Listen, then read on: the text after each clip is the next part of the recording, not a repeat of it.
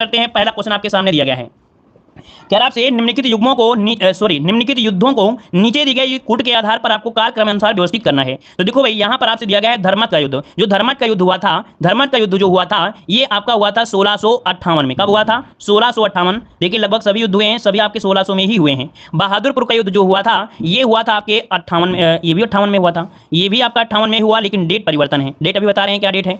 यहाँ पर जो सामूगढ़ का युद्ध हुआ था ये भी आपका इसी में हुआ था, 58 में ही हुआ था, 58 में ही हुआ था। और जो खजुआ का युद्ध है, खजुआ आप लोग जानते होंगे है ना, हमारे गांव से 2-3 किलोमीटर है आपका, तो ये आपका है आपके 59 में। कब? आपके 59 में। अर्थात सभी युद्ध हुए थे 1600 में हुए थे, ये 58 में, ये 58 में, ये भी 58 में, लेकिन डेट में परिवर्तन है। क्या? जो बहादुरपुर का युद्ध हुआ था ये 24 को हुआ था, बहादुर वाला आपको हुआ था 24 फरवरी को, 24 फरवरी को हुआ था। और जो आपका धर्मत का युद्ध हुआ था, धर्मत का ये हुआ था 15 अप्रैल को, 15 अप्रैल को हुआ था, ठीक है, 15 अप्रैल को। और जो ये आपका हुआ है सामूगढ़ का ये 29 मई को हुआ था। क्या? 29 मई को हुआ था, 29 मई को। और ये वाला जो हुआ है आपके 59 वाला, ये हुआ था 5 जनवरी 1659 को हुआ था। अब आप लोग मिलान कर लीजिए कि इनमें से क्या बनेगा सही से। तो लगभग सभी को जवाब पता चल गया है, 2 1 4 3 इसका आंसर आपका डी हो जाएगा। पहले क्वेश्चन आपका माथा पच्ची कर दिया होगा। आइए क्वेश्चन आपका अगला दिया गया है, निम्नलिखित में से किस मध्यकालीन भारत शासक ने सार्वजनिक वितरण प्रणाली आरंभ किया था? चलिए जवाब दीजिएगा, निम्नलिखित में से किस मध्यकालीन शासक ने सार्वजनिक वितरण प्रणाली प्रारंभ किया? तो ऑप्शन क्या होगा? तो ऑप्शन हो जाएगा अलाउद्दीन खिलजी। क्या बनेगा? अलाउद्दीन खिलजी पहला सुल्तान था जिसने राशनिंग व्यवस्था अनिवार्य या कह सकते हैं सार्वजनिक वितरण प्रणाली को आरंभ किया था। ठीक है, आगे बढ़ते हैं। क्वेश्चन दिया गया है, भारतीय दर्शन की प्रारंभिक शाखा कौन सी है? भारतीय दर्शन की जो प्रारंभिक शाखा है वो आपकी कौन सी है? यहाँ पर जवाब दीजिए, आपका राइट आंसर में से क्या हो जाएगा साथियों? चलिए जवाब दीजिए, आपका राइट आंसर क्या होगा? तो देखिए 3 का ऑप्शन हो जाएगा सांख्य। जो सांख्य दर्शन है ये प्रारंभिक शाखा आपकी है, याद रखिए इसका ऑप्शन बनेगा आपका ए नंबर। इसके प्रतिपादक कौन थे? तो कपिल थे। कौन? आपके कपिल मुनि थे, कपिल इसका आंसर हो जाएगा। आगे बढ़ते हैं, द्वितीय बौद्ध समिति का आयोजन कहां पर हुआ था? द्वितीय बौद्ध समिति का आयोजन कहां पर हुआ था? 4 नंबर में। तो देखो भाई यहाँ पर जो आंसर है आपका बी नंबर वैशाली में। कहां हुआ था भाई? वैशाली में हुआ था ना। पहला जो आपका हुआ था उस राजगिरी में, यहाँ पर आपसे पूछा गया है आपसे दूसरे नंबर में, तो दूसरा आपका हुआ था वैशाली में हुआ था। ठीक है ना भाई। और यहाँ पर आपका अगला क्वेश्चन दिया गया है कि चंदूदड़ों के उत्खननकर्ता का निर्देशन किया था। जो आपका दिया है चंदूदड़ों के उत्खनन का निर्देशन किया था, किसने किया था? ये जो किया था आपके ऑप्शन बी जे.एच. मैके, जे.एच. मैके ने किया था। यहाँ पर आंसर आपका बी नंबर है, राइट हो जाएगा। नोट करिएगा, जो भी क्वेश्चन नया लग रहा है या कठिन लग रहा है तो आप लोग उसको जरूर नोट कर लीजिएगा, है ना। अगला क्वेश्चन दिया है 1935 के भारत सरकार अधिनियम के संदर्भ में कौन सा कथन आपका सही है? आपको यहाँ पर बताना है क्या पॉइंट सही है, क्या पॉइंट गलत दिया गया है। चलिए कह रहा आपसे, कह रहा है अधिनियम के अनुसार गवर्नर के प्रांतों में द्वैध शासन का उन्मूलन कर दिया गया तथा प्रांतीय स्वतः का आरंभ किया गया। बिल्कुल सही बात है भाई, है ना, बिल्कुल सही बात है, पहला पॉइंट। अगला है समस्त प्रांतीय विधानमंडल केवल एक सदन के थे जिसको विधानसभा कहते थे, तो ये पॉइंट तो आपका गलत दिया गया है। मतलब आपका जो आंसर है यहाँ पर आपका ए नंबर ही पहला पॉइंट आपका केवल सही है, पहला पॉइंट। ठीक है, आगे बढ़ते हैं। क्वेश्चन आपसे अगला पूछा गया है, कह रहा है फॉरवर्ड ब्लॉक के संस्थापक कौन थे? फॉरवर्ड ब्लॉक के जो संस्थापक थे वो आपके कौन थे? 7 नंबर का जवाब दीजिएगा। देखिए 7 की अगर हम बात करें तो यहाँ पर जो आपकी सुभाष चंद्र बोस है, कौन? सुभाष चंद्र बोस है, इन्होंने फॉरवर्ड ब्लॉक की स्थापना किया था, याद रखिएगा। और इसके बाद आगे बढ़ते क्वेश्चन आपसे अगला पूछा है, बारदोली सत्याग्रह का नेतृत्व किया था। बारदोली सत्याग्रह 1928 में जो हुआ था, इसका जो नेतृत्व किया था दोस्तों ये बताइए, ये जो नेतृत्व किया था वो किसने किया था, ये बता दीजिए। चलिए देखिए भाई आपका जवाब हो जाएगा 8 नंबर में कौन? चलिए 8 नंबर का ऑप्शन आ रहा है, लगभग सभी का जवाब आ रहा है। ये 8 का ऑप्शन ए हो जाएगा, ये आपके सरदार वल्लभ भाई पटेल ने, सरदार वल्लभ भाई पटेल ने किया था, याद रखिएगा। और यहाँ पर गुजरात के सूरत जिले में स्थित है आपका बारदोली। ठीक है, और आगे बढ़िए। क्वेश्चन दिया है निम्नलिखित नेताओं में से कौन एक स्वदेशी के समर्थन थे? जो स्वदेशी आंदोलन हुआ था स्वदेशी के जो समर्थन रहे हैं इनमें से कौन रहे हैं? यहाँ पर जवाब दीजिए, क्वेश्चन नंबर है यहाँ पर 9 जवाब दीजिएगा।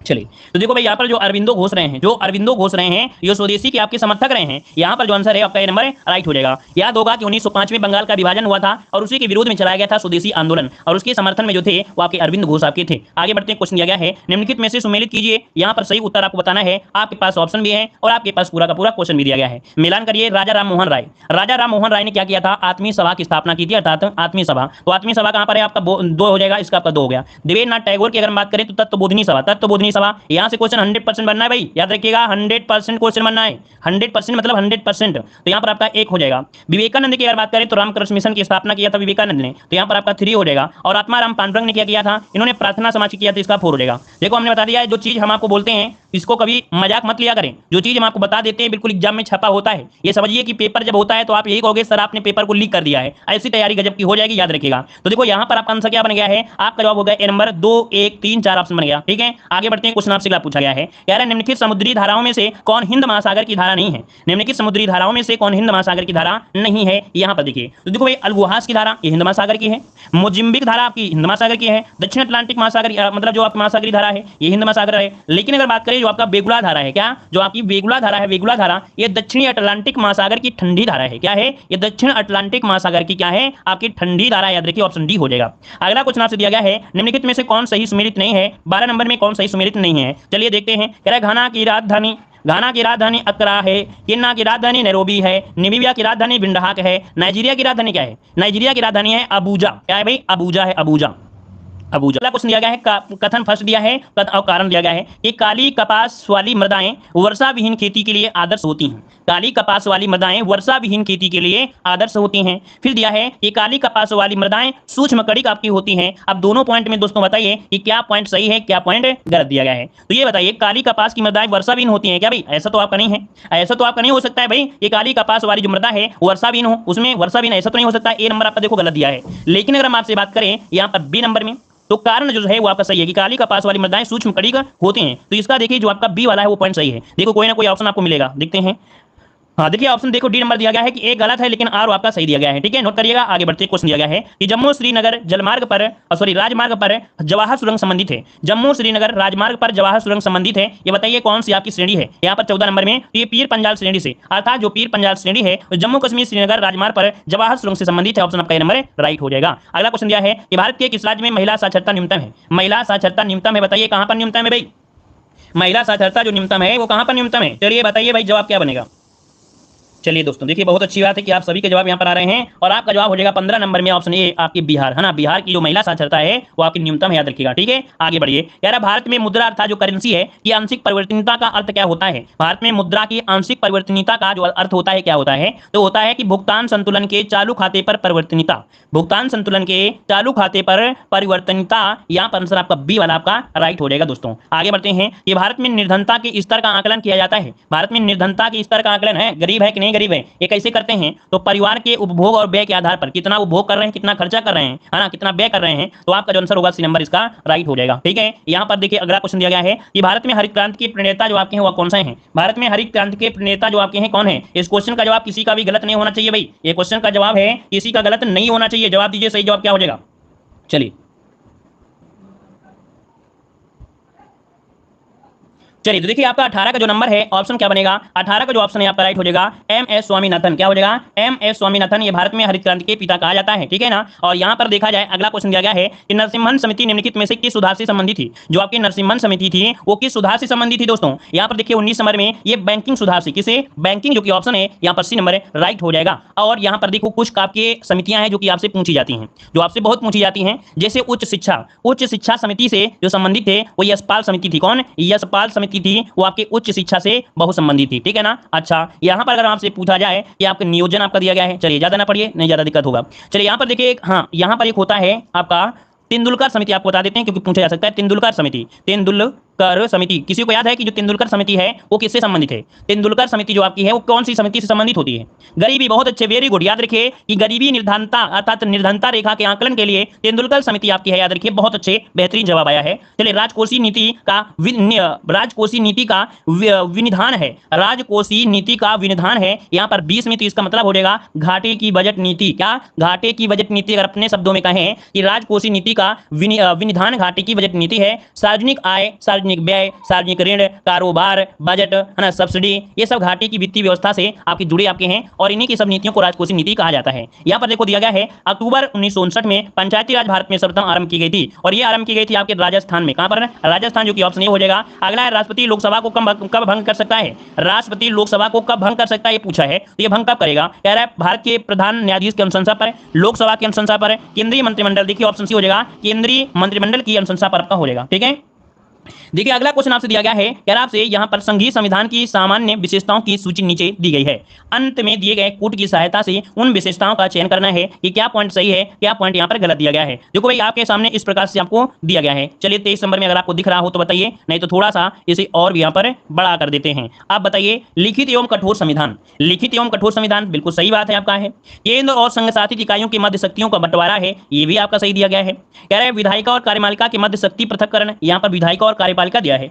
भाई आपका विधायिका और कार्यपालिका दिया है, जबकि आपको पढ़ाया गया है न्यायपालिका। विधायिका और न्यायपालिका जो कि एक निष्पक्ष रूप से एक स्वतंत्र है, तो भाई ऑप्शन देखिए आपका ये गलत है कि नहीं? गलत है, गलत है। अगला है द्विसदनीय राष्ट्रीय विधानमंडल, तो ये भी आपका सही है। मतलब आपका जवाब हो जाएगा 1, 2 और 4 जो आपका आंसर ये राइट हो जाएगा, क्योंकि कार्यपालिका और जो न्यायपालिका है इसका पृथक्करण हुआ था, ना कि विधायिका और कार्यपालिका, ठीक है ना? तो ऑप्शन सी हो गया। अगला बताइएगा, निम्नलिखित में से किन अनुच्छेदों को राष्ट्रीय आपातकाल के दौरान निलंबित नहीं किया जाता है? जब राष्ट्रीय आपातकाल लगता है तब कौन से आर्टिकल है जिनको निलंबित नहीं करते हैं? बहुत ही जानदार क्वेश्चन आपके हैं, देखा जाए तो सबसे बेहतरीन आपके क्वेश्चन आपके हैं, कठिन स्तर का भी आपका है, लेकिन क्वेश्चन को घुमाया गया है, एक साथ मिक्स किया गया है, बहुत कठिन नहीं कहेंगे, ये लेवल के क्वेश्चन आपके हैं। देखो आपका जो आंसर है 24 में ऑप्शन डी है, अनुच्छेद जो 20 है और अनुच्छेद जो आपका 21 है, ऑप्शन डी हो जाएगा। कभी कभी कुछ तो कठिन पढ़ना ही चाहिए, क्यों भाई? होता कि नहीं? कभी कभी कुछ तो कठिन पढ़ना चाहिए। जब डेली आप पढ़ रहे हो, दोनों टाइम प्रैक्टिस लगा रहे हो, तो कुछ कठिन होंगे और कुछ सरल भी होंगे, है ना? तो देखो दिया भारत के संविधान में उद्देशिका का विचार लिया गया है कहां से? उद्देशिका जो आपकी है कहां से ली गई है? उद्देशिका जो आपकी आई है ये आपके यूएसए के संविधान से है। ऑप्शन बनेगा क्या? डी नंबर इसका राइट हो जाएगा। अब यहाँ पर आते हैं, अगला क्वेश्चन है कह रहे हैं निम्नलिखित में थायमीन जो आपका है, थायमीन है क्या?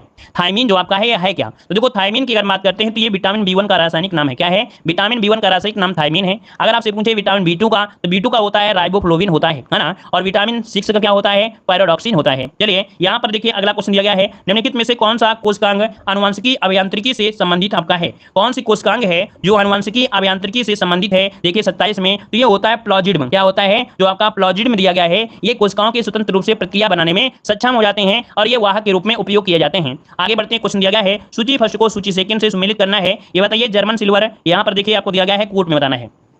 देखिए जो जर्मन सिल्वर होता है इसमें तांबा और निकिल होता है, तांबा और निकिल होता है। जो जर्मन सिल्वर होता है इसमें तांबा और निकिल होता है, तो भैया हमने यहाँ पर मिला दिया, है ना?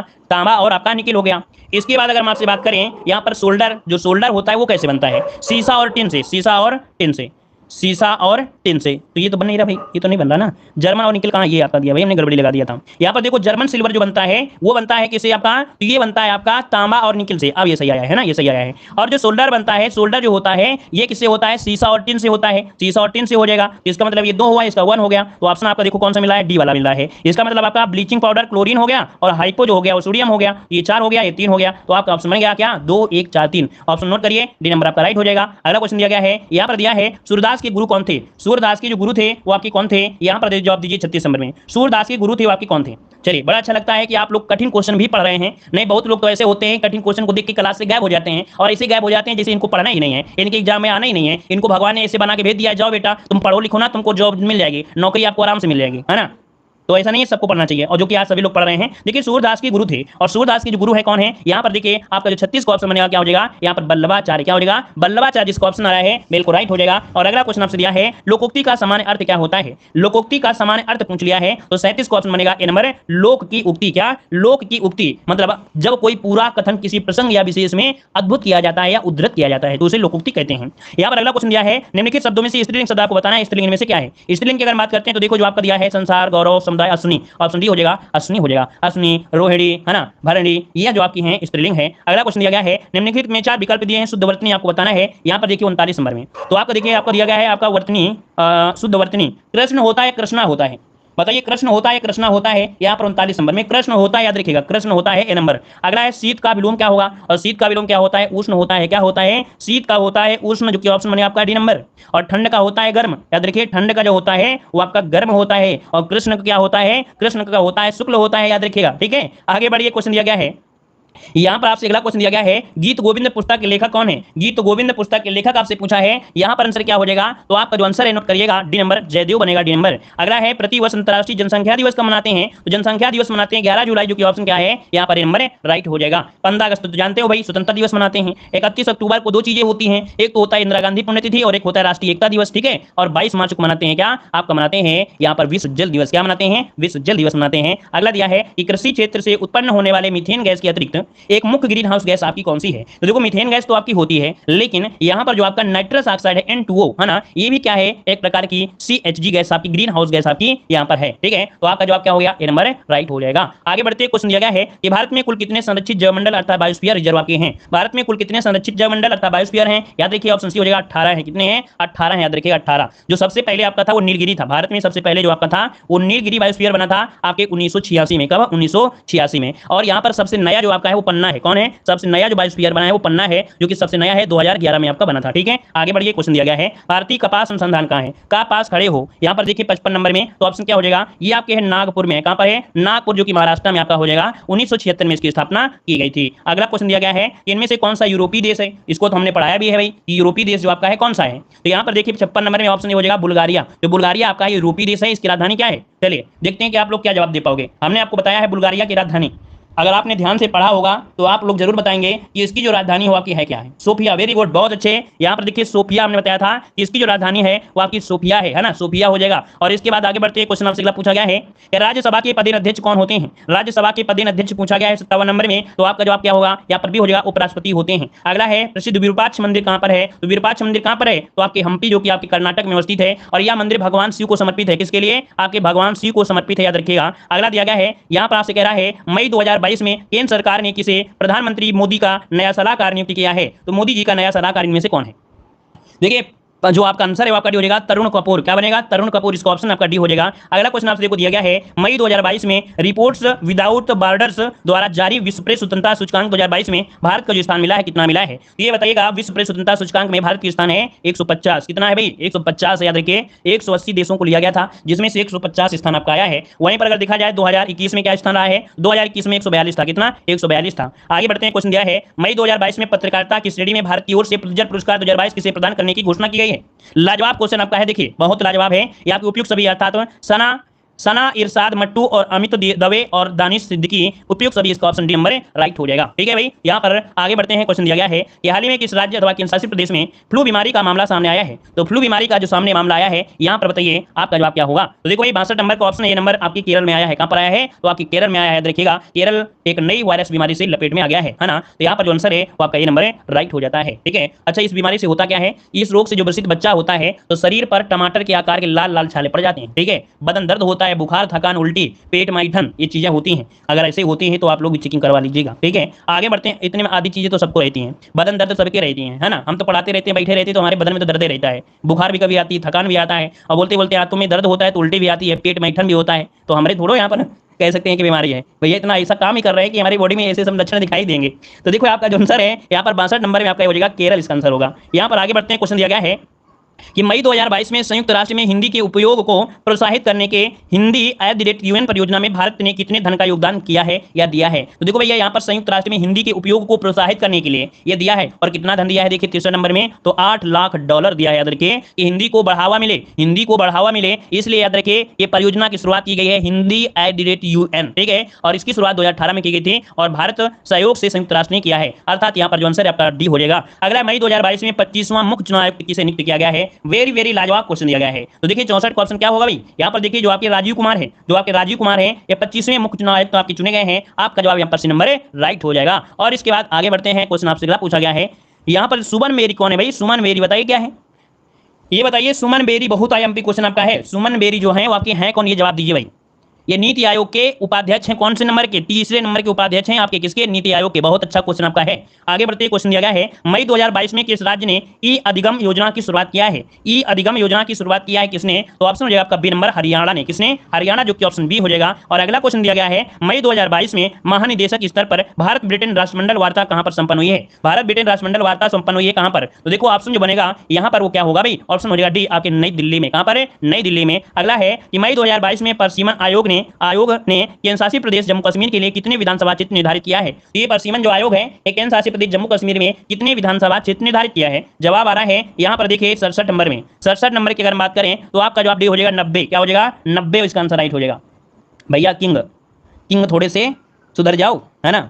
यहाँ पर आई लव यू ना बोलो, ये सब फेक आईडी वाले चला रहे हैं, है ना। और फेक आईडी वालों से अगर आई लव यू बोलोगे ना तो क्लास डिस्टर्ब भी होगी और पढ़ाई तो कर पाओगे नहीं, है ना। यहाँ पर जितने जुड़े हैं आईडी वाले ना वो सब फेक आईडी हैं, फेक के चक्कर में पढ़ोगे तो फेल हो जाओगे जीवन भर में। ठीक है, समझ में आ रहा है? चलिए भाई देखो 67 का जो ऑप्शन है यहाँ पर क्या हो जाएगा? डी नंबर, यहाँ पर 90 हो जाएगा। क्या हो जाएगा? 90, इसका ऑप्शन डी हो जाएगा। ठीक है, चलिए आगे बढ़ते हैं। क्वेश्चन दिया गया है मई 2022 में किसे व्हाइट हाउस की पहली अश्वेत महिला प्रेस सचिव चुना गया है? चलिए यहाँ पर देखो दिया है मई 2022 में किसे व्हाइट हाउस की पहली अश्वेत महिला प्रेस सचिव नियुक्त किया गया है 68 नंबर में। तो ऑप्शन सी हो जाएगा, इनका नाम है Karine Jean Pierre. Karine Jean Pierre ये व्हाइट हाउस की क्या है, आपकी पहली अश्वेत महिला प्रेस सचिव आपका चुना गया है। और अगला क्वेश्चन आपसे यहाँ पर दिया गया है, कह रहा आपसे अगला क्वेश्चन, कह रहा आपसे मई 2022 में किसे यूनेस्को फ्रीडम अवार्ड 2022 से सम्मानित किया गया है। चलिए भाई, गिल मोरक्वेनो वर्ल्ड फ्रीडम 2022 जो चुना गया है यहाँ पर किसे, तो आपका जवाब इनमें से क्या होगा, डी नंबर। इनका नाम है Belarusian association of journalist. Option बनेगा यहाँ पर डी नंबर राइट हो जाएगा, ठीक है ना। यहाँ पर अगला क्वेश्चन दिया गया है कि संयुक्त राष्ट्र का अंतर्राष्ट्रीय मातृभाषा दिवस प्रतिवर्ष कब मनाया जाता है। लाजवाब क्वेश्चन आपके सामने आया है और बताइएगा कि संयुक्त राष्ट्र का अंतर्राष्ट्रीय मातृभाषा दिवस कब मनाते हैं। आपका 70 का ऑप्शन क्या होगा, देखो 70 का ऑप्शन 21 फरवरी। क्या बनेगा, 21 फरवरी को दुनिया भर में संयुक्त राष्ट्र के अंतर्राष्ट्रीय मातृभाषा दिवस को भाषाई और सांस्कृतिक विविधता के लिए मनाया जाता है, याद रखिएगा, ठीक है। और इसके बाद इस बार का जो विषय रखा गया है वो रखा गया है बहुभाषी शिक्षा के लिए प्रौद्योगिकी का उपयोग। क्या, बहुभाषी शिक्षा के लिए प्रौद्योगिकी का उपयोग, चुनौतियां और अवसर, ठीक है। आगे इल्तुतमिश ने यहाँ पर देखिए बदायूं शब्द आपने सुना होगा, तो आपकी जामा मस्जिद है ना, यहाँ पर देख सकते हैं जो आपके सिकंदर लोदी ने, यहाँ पर सिकंदर लोदी ने क्या किया था, आगरा सिटी की स्थापना करवाया था। वहीं पर अकबर ने क्या करवाया था, फतेहपुर सीकरी बनवाया था। और फिरोज शाह तुगलक ने क्या, तो जौनपुर सिटी बसाया था। तो देखो यहाँ पर जो ऑप्शन बना गया है वो आपका 3, 4 फिर 2 फिर आपका 1, पहला ही ऑप्शन इसका राइट हो गया, ठीक है। आगे बढ़िए, क्वेश्चन दिया है सूची फर्स्ट को सूची सेकंड से यहाँ पर सुमेलित करना है। देख सकते हैं कि यहाँ पर आपके सामने ऑप्शन भी है और आपके कोड भी दिया गया है। रणथंभौर जो संबंधित है वो आपके हमीर देव से है। किससे है, हमीर देव से आपका 3 हो जाएगा। चित्तौड़ की बात करें तो राणा रतन सिंह है ना, राणा रतन सिंह जो आपके वो चित्तौड़ से संबंधित हैं, तो यहाँ पर आपका 4 हो गया। देवगिरी में राजा रामचंद्र जो थे, राजा राय रामचंद्र जो आपके थे, तो यहाँ पर देखिए इसका 2 हो जाएगा। गुजरात में कर्णदेव आपके थे, तो यहाँ पर आपका 1 हो जाएगा। तो आपका ऑप्शन बनेगा क्या, यहाँ पर बनेगा 3, 4, 2, 1। क्या बनेगा, 3, 4, 2, 1। देखिए ऑप्शन आपका डी नंबर है राइट हो गया। आगे बढ़ते क्वेश्चन दिया गया है, अगर आपसे पुण्यवर्धन भुक्ति अवस्थित थी, पुण्यवर्धन भुक्ति जो अवस्थित थी आपके कहाँ पर अवस्थित थी। चलिए 3 को ऑप्शन देना है। तो देखो ये आपके उत्तरी बंगाल में, क्या बोलेंगे, उत्तर बंगाल में स्थित है। आपका जो पुण्यवर्धन भुक्ति अवस्थित है ये आपके उत्तर बंगाल में, मतलब ऑप्शन जो आपका है आपका नंबर। ये जो आपका पुण्यवर्धन है ये आपका गुप्तकालीन अभिलेखों में है। क्या है, गुप्त काल अभिलेख से संबंधित आपका है, ठीक है। और इस अभिलेख से ज्ञात होता है कि जो गुप्त काल में पुण्यवर्धन नाम की एक भुक्ति थी उसका जो जानकारी यहीं से मिलती है, ठीक है। ये पुण्य देश के अंतर्गत आपकी आती थी। अगला है बुद्ध कौशाम्बी किसके राज्यकाल में आए थे। बुद्ध जो आपके हैं वो कौशाम्बी किसके कार्यकाल में आए थे, है ना, यहाँ पर किसके राज्य के समय आए थे। तो यहाँ पर बताइए आपका राइट आंसर क्या बनेगा। चलिए राइट आंसर की अगर बात करें तो देखिए ऑप्शन हो जाएगा आपका बी नंबर उदयन। क्या हो जाएगा, उदयन, जिसका ऑप्शन है राइट हो जाएगा, उदयन हो जाएगा, ठीक है। यहाँ पर देखिए अगला क्वेश्चन आपसे दिया गया है कि भारत में हड़प्पा का बृहद स्थल कौन सा है। भारत में हड़प्पा का बृहद स्थल पूछा गया है यहाँ पर 5 नंबर में। तो ऑप्शन क्या हो जाएगा, ये राखी गढ़ी है। याद रखिए जो राखी गढ़ी है हड़प्पा सभ्यता का बृहद स्थल आपका आता है, याद रखिएगा, है ना। और यहाँ पर देखा जाए तो आपके हड़प्पा सभ्यता से प्राप्त अवस्थाओं में देखा जाए तो केवल 6 को ही बड़े नगर की संज्ञा दी गई है, जैसे आपका मोहनजोदड़ो हो गया, फिर हड़प्पा हो गया, या आपका गनेरी वाला हो गया, धौलावीरा हो गया, राखी गढ़ी हो गया, कालीबंगा हो गया, है ना। तो इनमें से जो आपका है ऑप्शन कौन सा, ए नंबर, इनमें से सबसे ज्यादा था तो आपको कौन सा, राखी गढ़ी था। अगला दिया गया है कि नेशनल प्लानिंग कमेटी का गठन किया था किसने। नेशनल प्लानिंग कमेटी का गठन जो किया किसने किया था, तो ये किया था आपके सुभाष चंद्र बोस ने। किसने, सुभाष चंद्र बोस ने किया था। इसका जो ऑप्शन है यहाँ पर सी नंबर राइट हो जाएगा। और इसके बाद अगला क्वेश्चन दिया है, निम्नलिखित में से किसने महात्मा गांधी को उपदेश दिया था कि वह भारत में प्रथम वर्ष खुले कान पर मुंह बंद कर व्यतीत करें।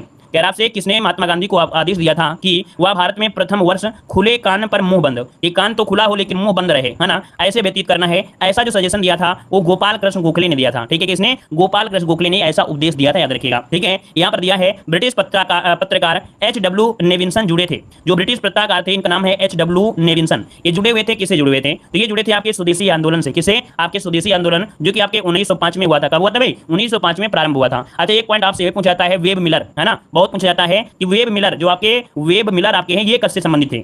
मिलर, है ना, मिलर भी जो आपके थे ये भी एक पत्रकार थे। तो इनका संबंध कौन से आंदोलन से है, तो इनका था सविनय अवज्ञा आंदोलन से। किसने, सवज्ञा आंदोलन से संबंध था, मिलर का संबंध था, ठीक है। तो ये भी पॉइंट नोट करिए क्योंकि ये भी क्वेश्चन आपका पूछा जा सकता है, याद रखिएगा, ठीक है। अगला क्वेश्चन है, निम्नलिखित में से कौन एक 19वीं सदी के पूर्वार्ध में उभरे यंग बंगाल आंदोलन के पीछे प्रेरणा था। चलिए कह रहा है कि 19वीं सदी के पूर्वार्ध में उभरे यंग बंगाल आंदोलन के पीछे प्रेरणा था 9 नंबर में। तो ये थे आपके हेनरी विवियन आपके जो डी रोजियो है ना। यहाँ पर आंसर आपका डी नंबर राइट हो जाएगा, नोट कर लीजिएगा। और यहाँ पर कह सकते हैं कि 1826 से लेकर 31 तक ये हिंदू कॉलेज में प्राध्यापक भी आपके रहे हैं। आगे बढ़ते क्वेश्चन दिया है, निम्नलिखित में से कौन नेता उग्रवादी नहीं था। कौन सा नेता जो उग्रवादी नहीं था 10 नंबर में। तो देखो यहाँ पर आपका जो बाल बिपिन चंद्र पाल है ना, यहाँ पर आपके बाल गंगाधर तिलक है। लेकिन जो WC बनर्जी है भाई ये आपके नहीं थे। तो थे कौन, आपके जैसे लोकमान तिलक हो गया, अरविंद घोष हो गए, है ना, बिपिन चंद्र पाल हो गया, लाला लाजपत राय हो गए, ये तो उग्र नेता थे। लेकिन व्योमेश चंद्र बनर्जी जो आपके हैं ये उदारवादी कांग्रेसी नेता थे। क्या, ये उदारवादी कांग्रेसी नेता थे। अगला बताइएगा कि डोवर जल संधि जो जोड़ती है किसे जोड़ती है। डोवर जल संधि जोड़ती है किसे जोड़ती है, तो ये जोड़ती है इंग्लिश चैनल और उत्तरी सागर को, किसे?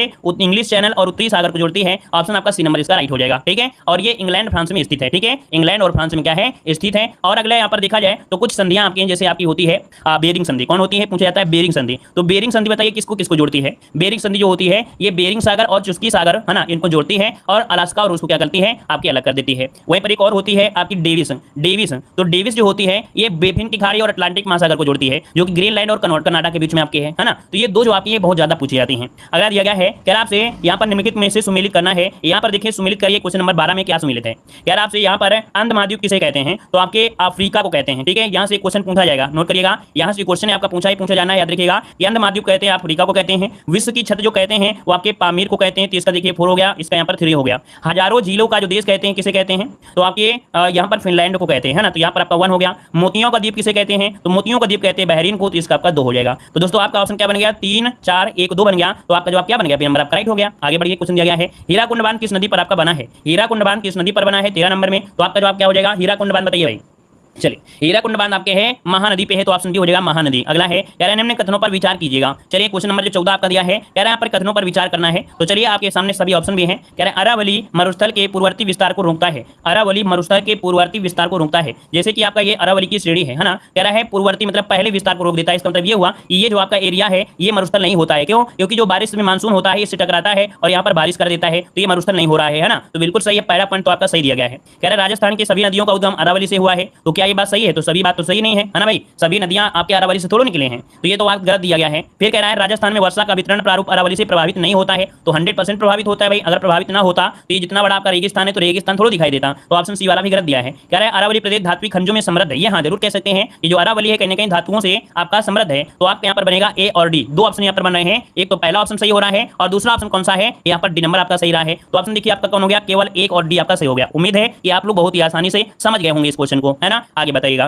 कह रहा है 2011 जनगणना के अंतिम आंकड़ों के अनुसार भारत में सबसे कम यौन अनुपात जो है वो आपके कहां का है? तो सबसे कम यौन अनुपात कहां का भाई आपको बताया गया है। यहाँ पर देखिए हरियाणा तो आपको दिया नहीं गया है। तो यहाँ पर जो दमन और दीप है, दमन और जो दीप है, यहाँ पर आंसर आपका बी नंबर राइट हो जाएगा। क्या हो जाएगा? बी नंबर आपका राइट हो जाएगा। सभी लोग भाई वीडियो को लाइक करिएगा। जितने लोग जुड़े हैं बाद में जुड़े हैं, जितने भी दोस्त यहाँ पर बाद में जुड़े हैं, तो सभी लोग यहाँ पर भाई वीडियो को लाइक कर दीजिएगा, शेयर भी कर दीजिएगा, अपने दोस्तों को सपोर्ट भी करिएगा। अपने रिश्तेदार जितने भी आपके रिश्तेदार हैं उनको भी वीडियो शेयर कर दिए, क्योंकि पीटी का पेपर लगभग सभी लोग दे रहे हैं, है ना। तो सभी लोग अपने अपने दोस्तों को भी शेयर कर दिया करें, ठीक है, और लाइक भी कर दें। देखिए अगला क्वेश्चन दिया है कि भारत में बहुराष्ट्रीय कंपनियों को प्रोत्साहन देना बढ़ावा देना है। मतलब भारत में बहुदेशीय कंपनियों को प्रोत्साहन देना बढ़ावा देता है। किसको बढ़ावा देता है? तो आप कह सकते हैं वैश्वीकरण की नीति को, उदार नीति को, निजीकरण नीति को, अर्थात इन सभी को यहाँ पर बढ़ावा दे रहा है। ऑप्शन बनेगा क्या? यहाँ पर डी नंबर राइट हो जाएगा। अगला क्वेश्चन दिया गया है कि भारत में ई नाम अर्थात ई राष्ट्रीय कृषि बाजार लागू हुआ था। भारत में ई नाम अर्थात ई राष्ट्रीय कृषि बाजार जो चालू हुआ या लागू हुआ, ये कब लागू हुआ था? तो ये ऑप्शन हुआ था सी नंबर आपके 2016 में। कब? 14 अप्रैल 2016 को कृषि मंत्रालय के द्वारा इसकी शुरुआत की गई थी, ठीक है ना। यह बाजार किसान और व्यापारी इनके जो खरीदार है इनको ऑनलाइन व्यापार की सुविधा प्रदान करता है, याद रखिएगा। आगे बढ़िए, क्वेश्चन दिया है सूची फर्स्ट को सूची सेकंड से सुमेलित करना है कि कौन से फसल में कौन सी बीमारी होती है। और ये क्वेश्चन तो आपको हर एग्जाम में देखने को मिलेगा। तो ये बताइए गन्ना में जो बीमारी होती है वो कौन सा रोग जाता है? गन्ने में बीमारी होती है, इसमें कौन सा रोग होता है? चलिए, गन्ने में होता है रेड रॉट। रेड रॉट मतलब होता है, आप देखेंगे गन्ना, तो गन्ना में अगर छोटा सा छिद्र यहाँ पर हो जाए, क्या अगर गन्ने में छोटा सा छिद्र यहाँ पर हो जाए तो ये समझो कि गन्ने में धीरे धीरे धीरे ऊपर तक छिद्र होता है ना, तो वो आपकी खराब होती है गन्ना। तो इसे कहते हैं रेड रॉट, है ना। तो यहाँ पर आपका रेड रॉट हो गया। धान में जिंक की कमी से खैरा रोग हो जाता है, जस्ते की कमी से खैरा रोग होता है। तो यहाँ पर देखिए खैरा हो गया, तो इसका 2 हो गया, इसका 3 हो गया। अरहर में होता है उकठा रोग। क्या होता है? उकठा रोग होता है अरहर में। तो ये आपका अरहर हो गया, तो यहाँ पर 4 हो गया। आलू में लगता है झुलसा। आलू में लगता है झुलसा। झुलसा को बोलते हैं पछेती या बोलते हैं अगेती। क्या बोलते हैं? झुलसा को बोलते हैं अगेती या तो पछेती बोल देते हैं। तो इसका आपका हो गया 1 हो गया। तो भैया आप ही बताइए क्या ऑप्शन आपका बन रहा है? यहाँ पर देखिए ऑप्शन आपका बन रहा है कौन सा? 2 3 4 1 बन रहा है। तो सबसे पहले आप लोग स्क्रीनशॉट इसका ले लीजिए, इसका स्क्रीनशॉट आप लोग ले लीजिए। तो यहाँ पर 2 3 4 1 आंसर देखते हैं कि नहीं है। 2 3 4 1 देखिए ऑप्शन आपका मिल चुका है, बी नंबर। अगला है निम्नलिखित में से कौन मुद्रास्फीति से सर्वाधिक लाभ पाता है? तो भाई जब मुद्रास्फीति होती है ना तो किसी न किसी को लाभ होता है। ये लाभ जो होता है किसे होता है? जो ऋणी होता है उसको लाभ हो जाता है, जो ऋणी होता है उसको लाभ हो जाता है। अब ये मुद्रास्फीति हमने बताया था कि जिसमें मूल्य मुद्रा का मूल्य होता है गिर जाता है और जो कीमतें होती हैं आपकी बढ़ जाती हैं, है ना। तो ऑप्शन क्या हो जाएगा? यहाँ पर बी नंबर हो जाएगा, ठीक है। चलिए यहाँ पर अगला क्वेश्चन दिया गया है कि भारत में कर सुधारों का उद्देश्य निम्नलिखित में से कौन सा नहीं है? कर सुधारों का उद्देश्य निम्नलिखित में से कौन नहीं है? तो आपसे कह रहा है कि कर अनुपालन में सुधार करना, कर आधार को विस्तृत करना, सीमा शुल्क की दरों की बहुलता में क्या कमी करना, कुल कर राजस्व में अप्रत्यक्ष करों के हिस्से में वृद्धि करने के उपाय को सुझाना। तो यहाँ पर ऑप्शन डी नंबर है, ये आपका इसका उद्देश्य नहीं है। ऑप्शन बनेगा आपका डी नंबर हो जाएगा। आगे बढ़ते हैं, क्वेश्चन आपसे अगला पूछा गया है, कह रहा है भारत में स्थानीय शासन के विषय में कौन सा कथन आपका सही नहीं है? याद रखिएगा यहाँ से क्वेश्चन जो आपका 100% बनेगा, क्योंकि स्थानीय शासन आपके सिलेबस में भी आपका है और चैप्टर से 2 से 3 क्वेश्चन आपके बनेंगे पंचायती राज से। तो देखो यहाँ पर 21 की अगर हम बात करें तो कह रहा है भारतीय संविधान के अनुसार पर संघीय प्रणाली में स्थानीय शासन जैसी कोई स्वतंत्र कोटि नहीं है। तो भैया आपको मालूम है कि जो स्थानीय प्रणाली है इसमें तो आपकी स्वतंत्रता मिली है कि नहीं मिली है, सबको मिली है। तो इसका मतलब ये आपका गलत दिया गया है। स्थानीय शासन जैसे सबको आपको फोकस किया गया है। आर्टिकल नंबर 40 में साफ साफ कहा गया है गांव की ग्राम पंचायत संबंधी, है ना। तो पहला पॉइंट तो भैया गलत दिया है। कह रहे स्थानीय निकायों में 30% स्थान आपका दिया है स्त्रियों के लिए है। स्थानीय शासन के लिए वित्त का उपबंध आयोग करता है। स्थानीय निकायों के लिए निर्वाचन के निर्धारण एक आयोग करता है। मतलब यहाँ पर देखा जाए तो सभी पॉइंट जो आपके सही हैं, लेकिन एक पॉइंट की अगर हम बात करें तो गड़बड़ी क्या है। एक पॉइंट यहाँ पर गड़बड़ी क्या है, यहाँ पर देखिए कई नंबर में यहाँ पर गड़बड़ी जो आपकी है भाई, यहाँ पर होना चाहिए 33% होना चाहिए। 33% है ना भैया, कितना है 33% मतलब 1/3, कितना 1/3 है। तो यहाँ पर देखो आप क्या करिए, इसको सुधार कर लीजिए। अगर इसको सुधार कर लेंगे 33% कर लेंगे तो आपका जो ऑप्शन है वो आपका ये गलत हो जाएगा। अगर आप इसको 30% करेंगे तो ये भी गलत मान लीजिए, है ना, तो भी आप इसको भी गलत मान लीजिए। तो आप ये कह सकते हैं कि सर इसमें से आपका ऑप्शन ए भी गलत दिया था और यहाँ पर आपका बी भी गलत दिया गया है, क्योंकि भाई आपकी जो पंचायती निकाय है वो तो स्वतंत्र आपका है ना। तो यहाँ पर आपका ए भी गलत कर दीजिए और ए भी गलत कर दीजिए, ठीक है। चलिए आगे बढ़ते। क्वेश्चन क्या है कि भारत में लोकसभा का स्पीकर जो अध्यक्ष होता है, भारत में लोकसभा का स्पीकर जो अध्यक्ष होता है वो क्या होता है। इसमें कुछ दूसरा है क्या भाई। स्थानीय शासन के लिए वित्त का उपयोग आयोग करता है। स्थानीय निकायों के लिए निर्वाचन का निर्धारण एक आयोग करता है। सही तो है भाई। चलिए बताइए, भारत में लोकसभा का जो स्पीकर होता है, जो अध्यक्ष होता है वो आपका क्या किया जाता है। देखिए 22 नंबर में तो आपका जो स्पीकर होता है उसे चयनित किया जाता है। क्या किया जाता है, चयनित किया जाता है। ऑप्शन आपका बी हो जाएगा। अगला है कि संघीय शासन व्यवस्था विशेषज्ञ किसे माना जाता है। संघीय शासन व्यवस्था का विशेषज्ञ किसे मानते हैं, यहाँ पर 23 नंबर में। तो नोट कर लीजिएगा, ये जो आपके केसी व्हीलर है, कौन है आपके केसी व्हीलर, ये आपके संघात्मक शासन व्यवस्था आपका माना जाता है। ऑप्शन बनेगा आपका ए नंबर हो जाएगा, ठीक है। यहाँ पर देखो अगला क्वेश्चन दिया गया है, भारतीय संविधान मान्यता देता है। तो जो भारतीय संविधान है मान्यता किसको देता है, तो कह रहा है केवल धार्मिक अल्पसंख्यक को, केवल भाषाई को, या दोनों को। तो आप कहेंगे सी नंबर हो जाएगा, ये धार्मिक और भाषाई अल्पसंख्यक दोनों को। तो यहाँ पर नाचने वाली तो कोई बिल्कुल ऐसा तो नहीं है कि नाचने वाली कोई अलग जात होती है, ऐसा तो आपका होगा नहीं। तो यहाँ पर आपका सी हो जाएगा धार्मिक और भाषाई अल्पसंख्यकों को, क्योंकि आर्टिकल नंबर 29 है और 30 है उनमें से आपको विस्तार से बताया गया है। अगला दिया गया है, भारत में संदर्भ में धनपेच शब्द का सही अर्थ क्या होता है। तो ये देखिए धनपेच मतलब होता क्या है, आपको पढ़ाया गया होगा पॉलिटी में कि धनपेच मतलब होता है। यहाँ पर देखिए क्या बन सकता है, धनपेच मतलब क्या हो जाएगा, यहाँ पर बताइएगा। चलिए तो देखो दिया गया है, भारत में राज्य का कोई धर्म नहीं होता है। भारत में राज्य का कोई धर्म नहीं होता दोस्तों, याद रखिएगा, है ना। जिसको जो मर्जी होती है अपना अपना धर्म मान सकते हैं। ऑप्शन डी हो जाएगा। अगला है सूची फर्स्ट को सूची सेकंड से सुमेलित करना है, लेकिन यहाँ पर पूछा है कौन सा युग्म सुमेलित नहीं है 26 नंबर में। तो आप कहेंगे सर विटामिन ए की कमी से रतौंधी हो जाता है, जो कि सही दिया है। विटामिन B3 से पेलाग्रा रोग हो जाता है, जो ये भी सही दिया गया है। विटामिन डी की कमी से वर्णता होता है, तो ऐसा सही है क्या भाई, ऐसा तो हमें नहीं लग रहा है, क्योंकि विटामिन डी की कमी से आपका सूखा रोग होता है। क्या होता है भाई, सूखा रोग हो जाता है, सूखा रोग। और फोलिक एसिड जो होता है वो रक्त अल्पता होता है। तो यहाँ पर जो आंसर आपका सी नंबर है गलत दिया गया है, ठीक है। आगे बढ़िए, कह रहे हैं एनोस्मिया कहते हैं। तो एनोस्मिया किसे कहा जाता है, एनोस्मिया किसे कहते हैं, तो ये होता है घ्राण संवेदना की कमी। घ्राण संवेदना की कमी होता है, जैसे आप लोग मान लीजिए जैसे आप लोग कोई चीज को सूंघते हैं, है ना, तो ये होगा घ्राण संवेदना की कमी, जो ऑप्शन आपका बी नंबर है यहाँ पर राइट हो जाएगा, ठीक है। और इसके बाद आगे बढ़ते क्वेश्चन आपसे अगला पूछा गया है। देखो घ्राण मतलब होता है कि जो गंध है ना, गंध संबंधी आपके है ना, तो मनुष्य की सूंघने की जो शक्ति होती है वो धीरे धीरे इलाज न होने से ये पूरी तरीके से गंध जो सूंघने की शक्ति होती खत्म होती है, ठीक है। चलिए अगला क्वेश्चन दिया गया है, निम्नलिखित में से कौन सा जोड़ा तांबे के मिश्र धातुओं का है। अर्थात यहाँ पर दिया है तांबे की मिश्र धातुओं का, ये आपसे पूछा गया है। चलिए बताइए क्या हो जाएगा। चलिए 28 नंबर में, तो 28 का ऑप्शन क्या बनेगा, जो पीतल होता है और कांसा होता है। क्या, जो पीतल होता है और कांसा दोनों ही क्या होते हैं, मिश्र धातु के होते हैं। क्या होते हैं, मिश्र धातु के होते हैं। अगर यहाँ पर बात करें जो आपका पीतल और तांबा होता है, पीतल और जो तांबा होता है वो जस्ते का होता है। अगर कांसा और यहाँ पर कांसा और तांबा मिला दिया जाए तो ये टिन का मिश्रण होता है ना। और पीतल का प्रयोग बर्तन बनाने में होता है, कांसा का प्रयोग सिक्का बनाने में होता है, घंटी बनाने में होता है। चलिए आगे बढ़ते हैं कि यदि एक जहाज नदी से समुद्र में प्रवेश करता है, देखो जहां पर जरूरत होगी समझाने की तो हम समझाएंगे, लेकिन जो नहीं समझाने की जरूरत है भाई डेली आप वही पढ़ोगे, डेली आप पढ़ोगे तो आपको सब चीज लड़ जाएंगे, है ना। तो देखो दिया है, यदि एक जहाज नदी में में प्रवेश करता है तो वो क्या हो जाएगा, उठ जाएगा या डूब जाएगा या अपरिवर्तित रहेगा। तो दोस्तों आप लोग कहेंगे कि वो थोड़ा सा उठ जाएगा। उठ जाने का मतलब क्या होता है, क्योंकि जो समुद्र का पीएच मान होता है वो ज्यादा होता है, उसके पानी का जो होता है डेंसिटी वो ज्यादा होती है, घनत्व ज्यादा होता है, इस कारण वो उठ जाता है। जैसे कोई बच्चा नॉर्मल पानी में तैर नहीं सकता है लेकिन समुद्र में तैर लेता है, तो इसका मतलब होता है उसका जो घनत्व होता है वो ज्यादा होता है। तो ऑप्शन बी हो जाएगा। अगला है हवाओं की ऊर्जा होती है, जो हवाएं चलती है उनकी ऊर्जा जो होती है कैसी होती है, तो भाई गतिज ऊर्जा होती है ना, विद्युत तो होगी नहीं। तो यहाँ पर आंसर हो जाएगा केवल गतिज ऊर्जा होती है जो हवाएं होती हैं। अगला क्वेश्चन आपसे दिया गया है कि कौन सी पत्रिका के संपादक महावीर प्रसाद द्विवेदी थे। तो महावीर प्रसाद द्विवेदी जो थे कौन सी पत्रिका के थे, यहाँ पर जवाब दीजिए। तो आपकी सरस्वती पत्रिका, ऑप्शन डी हो जाएगा, सरस्वती पत्रिका हो जाएगा। अगला है दूर के ढोल सुहावने लगना, इस मुहावरे का सही अर्थ क्या होता है। तो दूर के ढोल सुहावने मतलब होता है अनदेखी वस्तु क्या भाना, ऑप्शन हो जाएगा बी नंबर। क्या, अनदेखी वस्तु आपका भाना, जैसे ऑप्शन आपका बी नंबर राइट हो जाएगा। अगला क्वेश्चन दिया गया है, निम्नलिखित में से कौन सा शब्द आपका स्त्रीलिंग है। कौन सा शब्द आपका स्त्रीलिंग है, मालिक कैसा है, कहार कैसा है, योगिनी। देखिए अभी हमने आपको हिंदी में पढ़ाया था, हमने बताया हिंदी की क्लास में आपको एक दिन में सब कुछ नहीं मिलेगा, लेकिन डेली डेली पढ़ोगे तो आपको सब कुछ मिलेगा। तो यही सेम टू सेम क्वेश्चन देखो मिला भी था तो ऑप्शन डी हो जाएगा योगिनी, जो शब्द आपका स्त्रीलिंग है। अगला क्वेश्चन दिया है हनुमान ने संजीवनी बूटी से लक्ष्मण के लिए होश लाए, यहाँ पर त्रुटि है किसकी है? तो देखो यहाँ पर आपकी जो गड़बड़ी है वो है किसमें? तो हनुमान ने संजीवनी बूटी से लक्ष्मण को होश लाए, क्या यहाँ पर जो के लिए शब्द आपका गलत है, यहाँ पर को शब्द होता तो सही होता, तो यहाँ पर ये कारक संबंधी गलती आपकी दी गई थी। अगला है नैसर्गिक का विलोम क्या होता है? नैसर्गिक का विलोम इनमें से क्या होता है 4 नंबर में? तो नैसर्गिक का होता है क्या होता है? चलिए यहाँ पर देखिए इसमें गड़बड़ी काफी लोग करेंगे, यहाँ पर गड़बड़ी काफी लोग कर देते हैं। नैसर्गिक का जो हो जाएगा क्या हो जाएगा? प्राकृतिक होता है या कृत्रिम होता है? चलिए बताइए यहाँ पर प्राकृतिक होता है या कृत्रिम होता है? चलिए बताइएगा, नैसर्गिक का विलोम जो होता है वो प्राकृतिक होता है कृत्रिम होता है? चलिए ऑप्शन आ रहा है यहाँ पर, देखिए डी नंबर भी आ रहा है, कुछ लोग यहाँ पर ए नंबर भी कह रहे हैं। तो देखिए आपको बता देते हैं जो नैसर्गिक और प्राकृतिक जो लोग जवाब दे रहे हैं, तो यह बता दें कि नैसर्गिक और जो प्राकृतिक है ये दोनों क्या है? पर्यायवाची हैं। क्या है? पर्यायवाची हैं। लेकिन आपसे पूछा है विलोम शब्द, तो विलोम शब्द क्या बनेगा? यहाँ पर डी बनेगा कृत्रिम। तो याद रखिएगा नैसर्गिक का विलोम जो होता है वो आपका कृत्रिम, जिसका ऑप्शन है बिल्कुल राइट हो जाएगा। अगला क्वेश्चन दिया गया है कि किस भारतीय खिलाड़ी महिला खिलाड़ी ने प्रथम बार ओलंपिक खेलों में पदक जीता था? चलिए किस भारतीय महिला खिलाड़ी ने प्रथम बार ओलंपिक खेलों में पदक प्राप्त किया 51 नंबर में? तो देखो भाई ये क्वेश्चन बहुत ही लाजवाब क्वेश्चन है और ये क्वेश्चन आपको हमेशा स्टैटिक जीके में मिलता ही मिलता है। तो इनका नाम है आपका कर्णम मल्लेश्वरी, कर्णम मल्लेश्वरी हैं और वेट लिफ्टिंग में इन्होंने जीता था। आगे बढ़ते हैं, क्वेश्चन आपसे दिया गया है, कह रहा आपसे अगला क्वेश्चन, कह रहा आपसे अंतर्राष्ट्रीय महिला दिवस कब मनाते हैं? अंतर्राष्ट्रीय महिला दिवस कब मनाते हैं? यहाँ पर 52 नंबर में। तो देखो भाई अंतर्राष्ट्रीय महिला है ना, तो 8 मार्च को मनाते हैं। क्या? 8 मार्च, जिसका ऑप्शन बिल्कुल राइट हो जाएगा। अगला क्वेश्चन दिया गया है कि अलाई दरवाजा किस विश्व विरासत स्थल में आपका है? तो अलाई दरवाजा कहाँ पर मिलेगा भाई? अलाई दरवाजा जो है ये आपका कहाँ मिलेगा? तो कुतुब मीनार जो ऑप्शन है इसी परिसर में है। कह सकते हैं कि अलाई दरवाजा नई दिल्ली के कुतुब मीनार विश्व विरासत स्थल में ही मौजूद है, जो कि अलाउद्दीन खिलजी ने यहाँ पर करवाया था इसका निर्माण। ठीक है, अगला बताइएगा कि दांडेली वन्यजीव अभ्यारण्य भारत के किस राज्य में है? दांडेली वन्यजीव अभ्यारण्य जो है भारत के किस राज्य में है? चलिए यहाँ पर जवाब दीजिए। तो ये आपके मिलेगा कहाँ पर? तो आपके कर्नाटक में। कहाँ पर? कर्नाटक, जो कि ऑप्शन आपका डी नंबर है राइट हो जाएगा।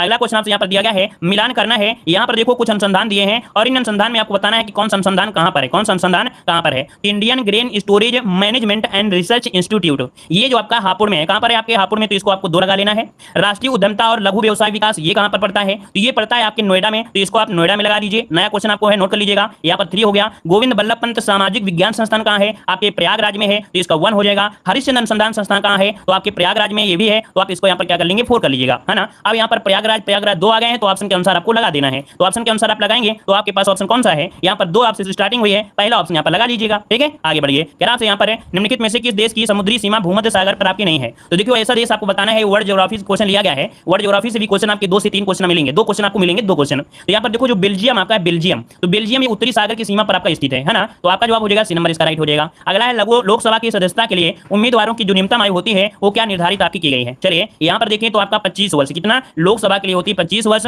और राज्यसभा के लिए होती है कितनी? 30 वर्ष। हमने एक वीडियो में ये भी आपको बताया था कि अगर हम आपसे बोले कि 30 वर्ष जो आपका है वो आपके प्रधानमंत्री बनने के लिए है। कितना? अगर हम आपसे बोले प्रधानमंत्री को बनने के लिए 30 वर्ष होती है, तो क्या हम गलत हैं या नहीं गलत हैं? यह सही बात है कि हाँ 30 वर्ष भी होती है। तो ये भी हमने बताया था कि 30 वर्ष भी होती है कब? जब वो राज्यसभा से सदस्य हो। अगर वो राज्यसभा का सदस्य है और अगर वो प्रधानमंत्री बनता है, उसको 30 वर्ष उम्र पूरी होनी चाहिए, है ना। 30 वर्ष उम्र होनी चाहिए अगर वो राज्यसभा से बनता है प्रधानमंत्री तो। ठीक है, चलिए अगला है दिल्ली का प्रसिद्ध, हाँ ये क्वेश्चन साफ साफ लिख कर देगा, ये क्वेश्चन साफ साफ लिख कर देगा। यदि कोई प्रधानमंत्री राज्यसभा से प्रधानमंत्री बनता है, यदि कोई व्यक्ति राज्यसभा से प्रधानमंत्री बनता है तो उम्र कितनी होगी? तो सीधा सीधा आपको लगाना है 30 है। अगला है दिल्ली का प्रसिद्ध लौह स्तंभ जो सदियों से बिना जंग लगे खड़ा है, वह निम्नलिखित में से किस ऐतिहासिक परिसर में आपका स्थित है? तो ये जो आपका लौह स्तंभ कहाँ है? तो आपकी कुतुब मीनार परिसर में है। ऑप्शन सी नंबर इसका राइट हो जाएगा। अगला क्वेश्चन यह है कि मई 2022 में किस राज्य ने सजा काट रहे कैदियों के लिए जीवहाल नामक योजना शुरू की है? क्या? जीवहाला नामक योजना शुरू किया है। तो ये शुरू किया है महाराष्ट्र सरकार ने। किसने? महाराष्ट्र सरकार ने। यहाँ पर जेल विभाग के जो आपके कैदियों को अपने परिवार में एकमात्र कमाने वाले हैं, अगर मान लो कि कोई व्यक्ति है और जेल में है और अगर परिवार में एकमात्र कमाने वाला व्यक्ति यही था, तो उसके लिए जीवहाला नामक एक ऋण योजना प्रारंभ की गई है और इस योजना के तहत प्रत्येक पात्र कैदी को कम से कम 50,000 तक ऋण प्रदान किया जाएगा। ऐसी योजना महाराष्ट्र ने किया है। अगला क्वेश्चन दिया गया है,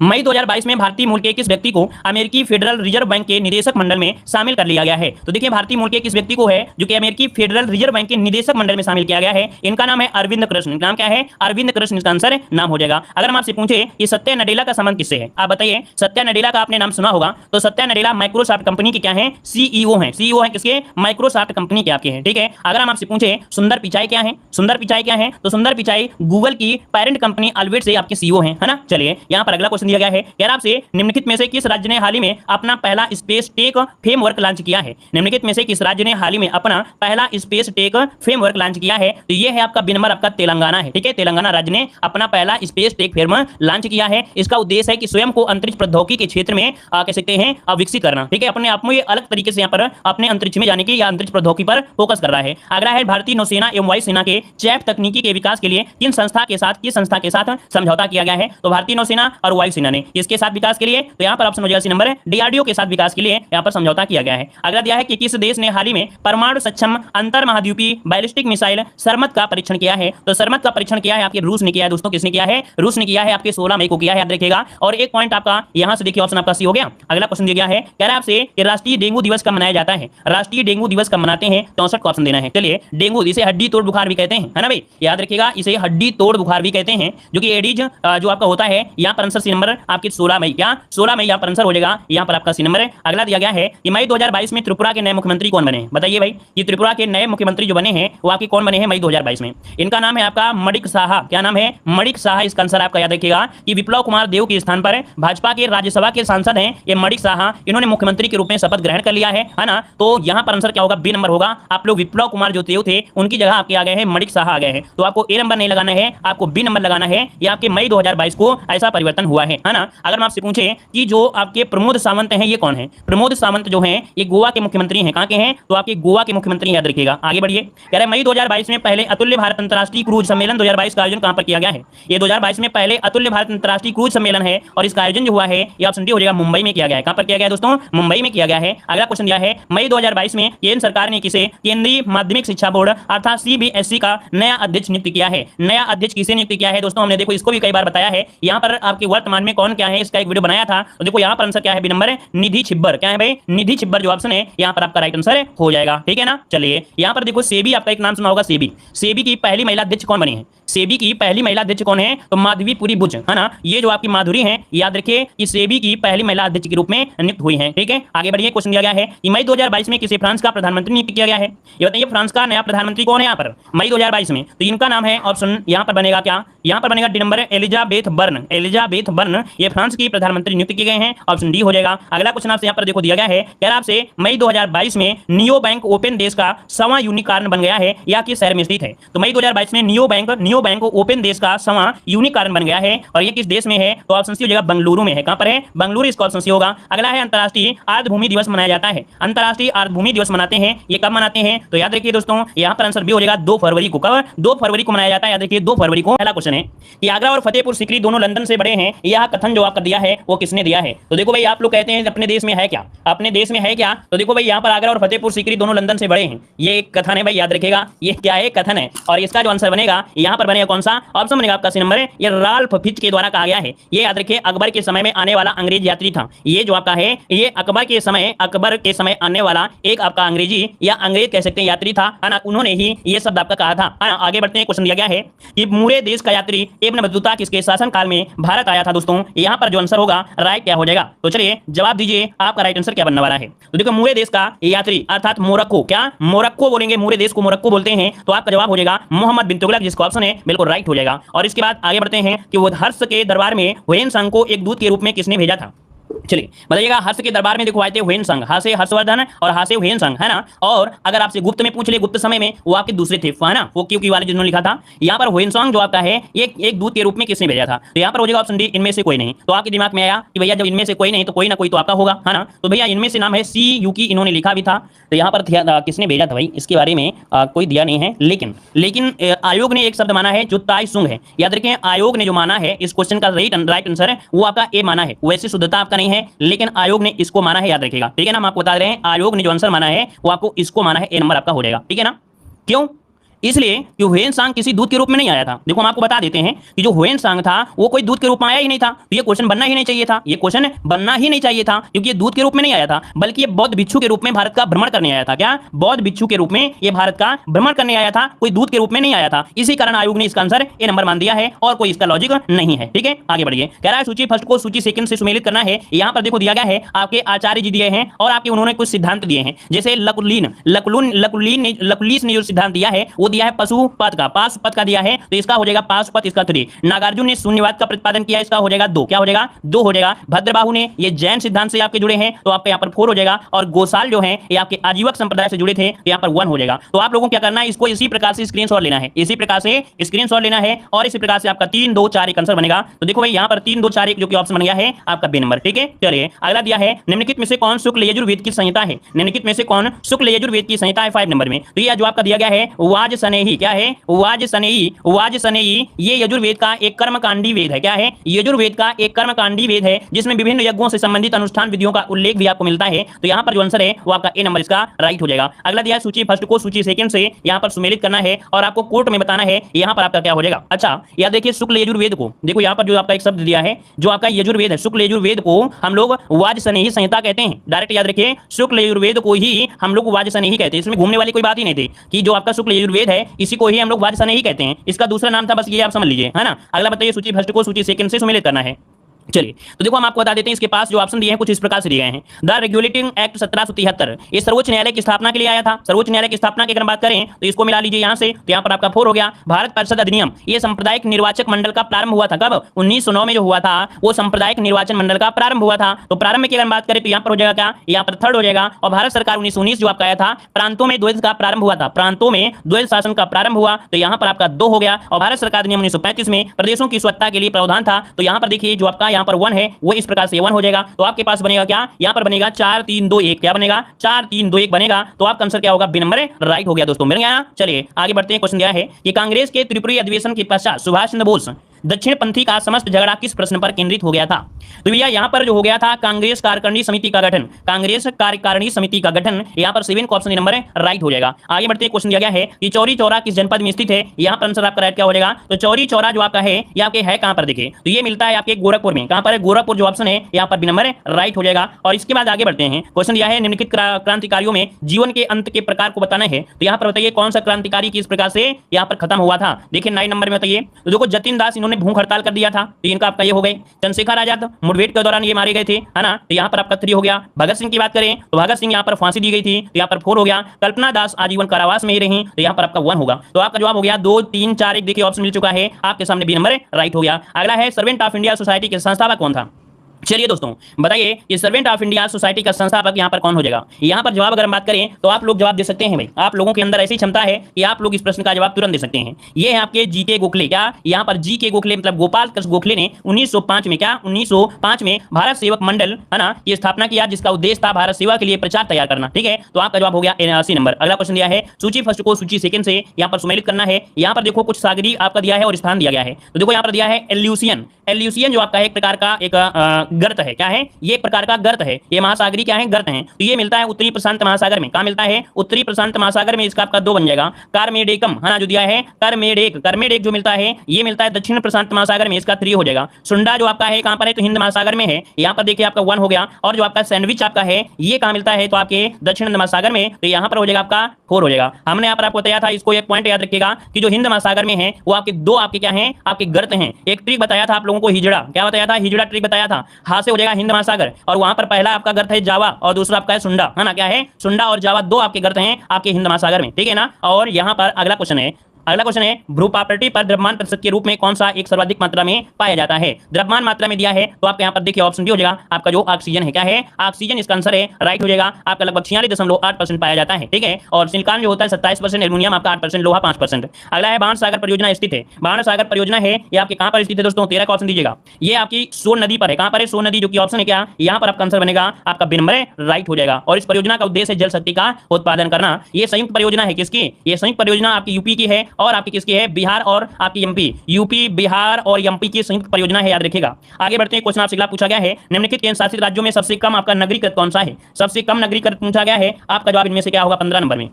चलिए तो देखो जो आपका अंडमान निकोबार है, अंडमान निकोबार केंद्र शासित राज्यों में से सबसे कम नगरीकृत है, याद रखिएगा, सबसे कम नगरीकृत आपका याद रखिएगा। और इसके बाद आगे बढ़ते क्वेश्चन दिया है कि 2011 की जनगणना के अनुसार उत्तर प्रदेश के निम्नलिखित जनपदों में किसमें महिला साक्षरता दर सबसे कम है। तो यहाँ पर देखिए 16 नंबर में, यहाँ पर देखिए जो श्रावस्ती है, तो श्रावस्ती में सबसे कम पढ़ी लिखी महिलाएं हैं। इसके बाद बलरामपुर, फिर बहराइच, फिर आपका रामपुर। याद रखिएगा कि जो श्रावस्ती है यहाँ पर 34% ही लगभग आपकी है, बलरामपुर में आपका लगभग 38% आपकी है, बहराइच में देखा जाए तो आपका लगभग 39% है, और आपके रामपुर में क्या है 44% है। याद रखिए यहाँ पर आंसर जो हो जाएगा वो आपका सी नंबर हो जाएगा। और इसके बाद आगे बढ़ते हैं, क्वेश्चन आपसे अगला पूछा गया है, निम्नलिखित में से नकदी फसल आपकी कौन सी नहीं है? नकदी फसल आपकी कौन सी नहीं है दोस्तों, यहाँ पर बताइएगा। देखो 17 नंबर की अगर हम बात करें तो आपका देखिए जूट हो गया, मूंगफली, गन्ना दिया है, ज्वार, ऑप्शन सी नंबर यहाँ पर राइट हो जाएगा। 17 में ऑप्शन सी नंबर आपका राइट हो जाएगा। ठीक है, आगे बढ़िए, क्वेश्चन दिया है स्मार्ट मनी शब्द का प्रयोग होता है, तो ये बताइए स्मार्ट मनी शब्द का प्रयोग कब करते हैं? स्मार्ट मनी शब्द का जो प्रयोग होता है दोस्तों कब होता है, इसका प्रयोग कैसे करते हैं? यहाँ पर देखिए 18 नंबर में ऑप्शन बी हो जाएगा, क्रेडिट कार्ड में किया जाता है। किसमें? क्रेडिट कार्ड में करते हैं। तो आपका जो आंसर आ रहा है भाई बी नंबर, बिल्कुल राइट आंसर आपका हो जाएगा, बी नंबर राइट हो जाएगा। दोस्तों आप लोगों ने वीडियो को देखिए लाइक नहीं किया है ना,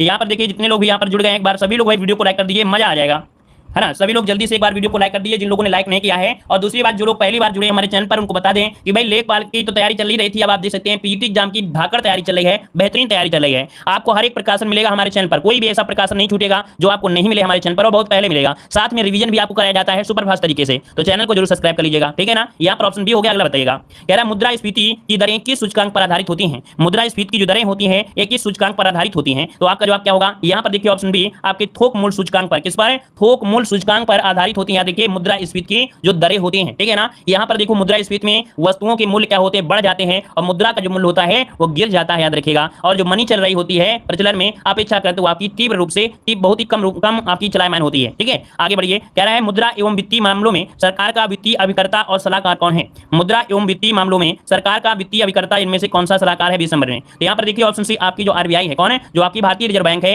ये मुद्रा और वित्तीय मामलों में सरकार के वित्तीय अभिकर्ता और सलाहकार की भूमिका का निर्वहन करता है, याद रखिएगा। मतलब होता है कि इसके कार्यों में सरकार को सलाह देना, बैंक के खातों का जो रख रखाव होता है उसका नियमन भी आपका इसी के अंतर्गत सम्मिलित होता है। पंचायतों और नगरपालिकाओं के संबंध में भारतीय संविधान में किस वर्ष प्रावधान किया गया था? पंचायत और नगरपालिका, इसका प्रावधान कब हुआ था? तो देखो आपका 1993, क्या होगा? 1993 जो 73 नंबर का संशोधन हुआ था, है ना, तभी से तो लागू हुआ था ना। यहाँ पर जो आपकी अनुसूची आपकी 12 जोड़ी गई थी, तो आपका आंसर हो गया डी नंबर। अगला बताइए, नीचे कथन दिया है और यहाँ पर कारण भी दिया गया है, और इस कारण को देखते हैं क्या पॉइंट आपको दिया गया है।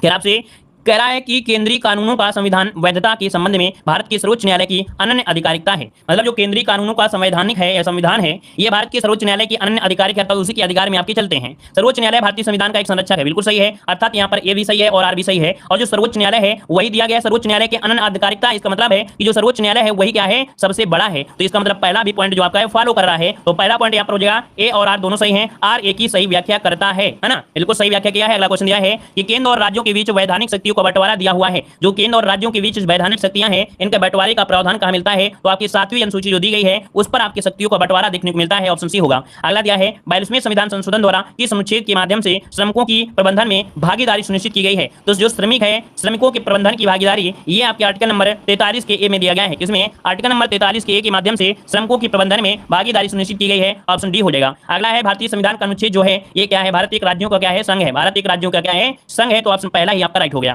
इनमें से कौन सा विषाणु जनित रोग नहीं है? कह रहा है इनमें से कौन सा विषाणु जनित रोग नहीं है, आपसे पूछा गया है। तो देखिए भाई आपका खसरा हो गया, रेबीज हो गया, पोलियो हो गया, लेकिन जो 6 रोग आपका दिया है ना, यहाँ पर जो आपका दिया गया है क्या? 6 रोग दिया गया है, 6, या इसे तपेदिक कहते हैं। ये टीबी के रोग के ही कह सकते हैं जाना जाता है, और ये जानलेवा बीमारी होता है। इस रोग से उत्पन्न होने में सबसे बड़ा कारण होता है जो आपका ट्यूबिकुलोसिस नामक एक आपका जीवाणु होता है। क्या होता है भाई? ट्यूबिकुलोसिस करके जो आपका जीवाणु होता है ना, तो जीवाणु की वजह से ही क्या होता है? ये फैलता है ना। तो यहाँ पर आंसर हो गया आपका डी नंबर। अगला है मानव शरीर में क्रोमोसोम की संख्या कितनी होती है? मानव शरीर में क्रोमोसोम की संख्या पूछा गया है, आपका आंसर क्या बनेगा? यहाँ पर देखिए 27 में ऑप्शन हो जाएगा बी नंबर, 46 जोड़े होते हैं। क्या? 46 जोड़े, जो कि ऑप्शन यहाँ पर बनेगा बी नंबर हो जाएगा। आगे बढ़िए, क्वेश्चन दिया गया है, कह रहा आपसे अगला क्वेश्चन, कह रहा आपसे अगला क्वेश्चन कहाँ गया कि यूरिया में नाइट्रोजन किस रूप में पाया जाता है? यूरिया में नाइट्रोजन किस रूप में होता है? यहाँ पर देखिए ऑप्शन क्या होगा, तो ये होता है एमाइड के रूप में। किस रूप में? मतलब जो यूरिया में नाइट्रोजन होता है वो एमाइड के रूप में पाया जाता है, एमाइड के रूप में, है ना। लगभग 46% नाइट्रोजन होता है जो कि दाने के रूप में पाया जाता है, और इसी के साथ अमोनियम नाइट्रेट भी मिली रहती है, और इसी मिश्रण को यूरिया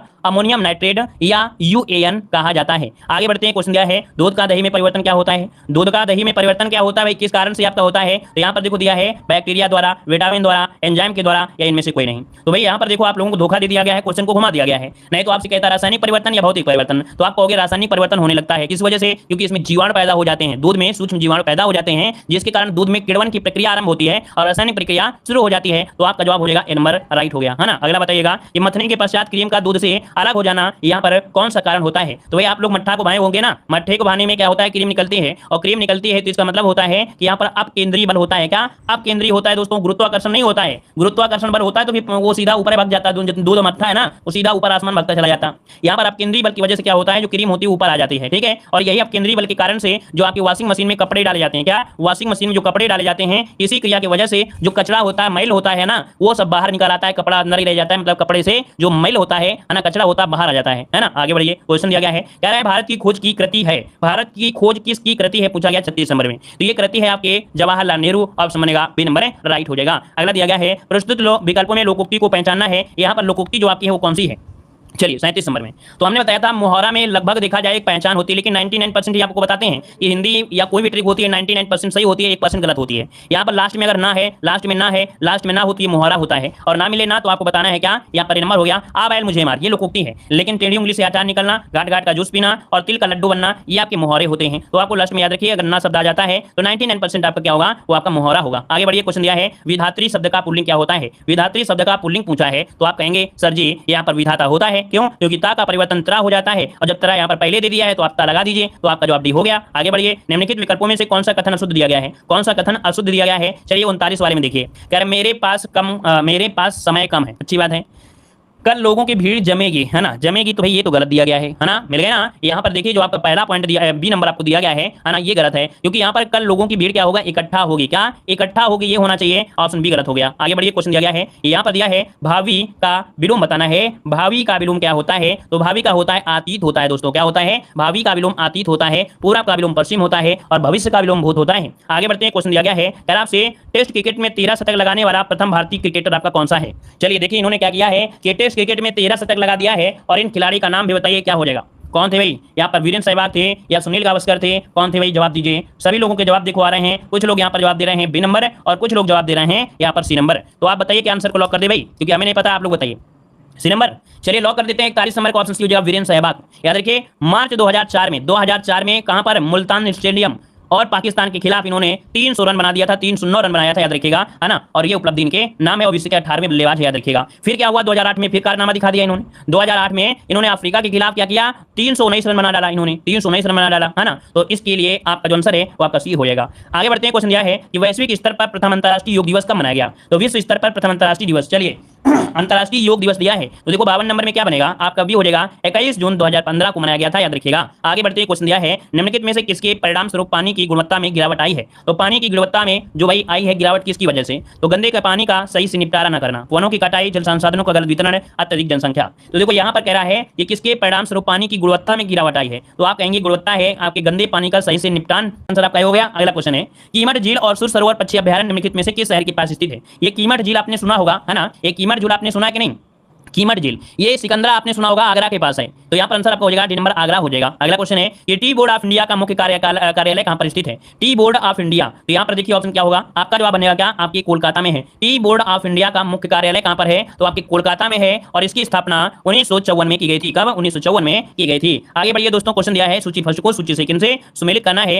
राजधानी दे दिया गया है ना, बड़ा कठिन दे दिया है। तो तंजानिया की राजधानी बताइए क्या है। तंजानिया की जो राजधानी है वो है आपके डोडोमा है, क्या है, डोडोमा है, डोडोमा। यहाँ पर 3 होगा, केन्या, नैरोबी, नामीबिया, विंडहाक कहां पर है, आपका 4 हो जाएगा। मोरक्को की रबात, यहाँ पर हो गया रबात। अब देख लीजिए कौन सा ऑप्शन बन रहा है, यहाँ पर देखिए पहला शायद ऑप्शन मिल गया है, आपका नंबर राइट हो गया। अगला क्वेश्चन है कि लोकसभा में सदस्यों द्वारा निजी विधेयक पेश करने की सूचना अवधि क्या है। लोकसभा में सदस्यों द्वारा निजी विधेयक पेश करने की जो सूचना अवधि है वो आपकी क्या है, यहाँ पर 57 नंबर में। तो यहाँ पर ऑप्शन हो जाएगा आपका 1 माह, हमने पढ़ाया भी है इस क्वेश्चन को, हमने इसी प्रकार से बताया है। अगला अलाउद्दीन खिलजी द्वारा बनाया गया दिल्ली प्रसिद्ध अलाई दरवाजा कहाँ पर है। ये अलाई दरवाजा कहाँ पर है, अभी देखो हमने बताया था नई दिल्ली में, है ना। ऑप्शन क्या होगा, यहाँ पर बी नंबर हो जाएगा। ये इस्लामी वास्तुकला का रत्न कहा जाता है, याद रखिए, जो आपका अलाई दरवाजा है इसे इस्लामी वास्तुकला का रत्न कहा जाता है, क्या, इस्लामी वास्तुकला का रत्न कहा जाता है। आगे बढ़िए, क्वेश्चन दिया गया है कि विषाणु रोग रहित आलू के उत्पादन के लिए भारतीय कृषि अनुसंधान परिषद और किस राज्य के बीच समझौता हुआ है। विषाणु रोग रहित आलू, अब इसमें विषाणु नहीं लगेगा भाई, यहाँ पर यह है आपका मध्य प्रदेश सरकार के साथ है, ऑप्शन बनेगा यहाँ पर डी नंबर है। और इसके बाद ये जो तकनीकी है वो आपकी एरोपोनिक तरीका होगा, क्या,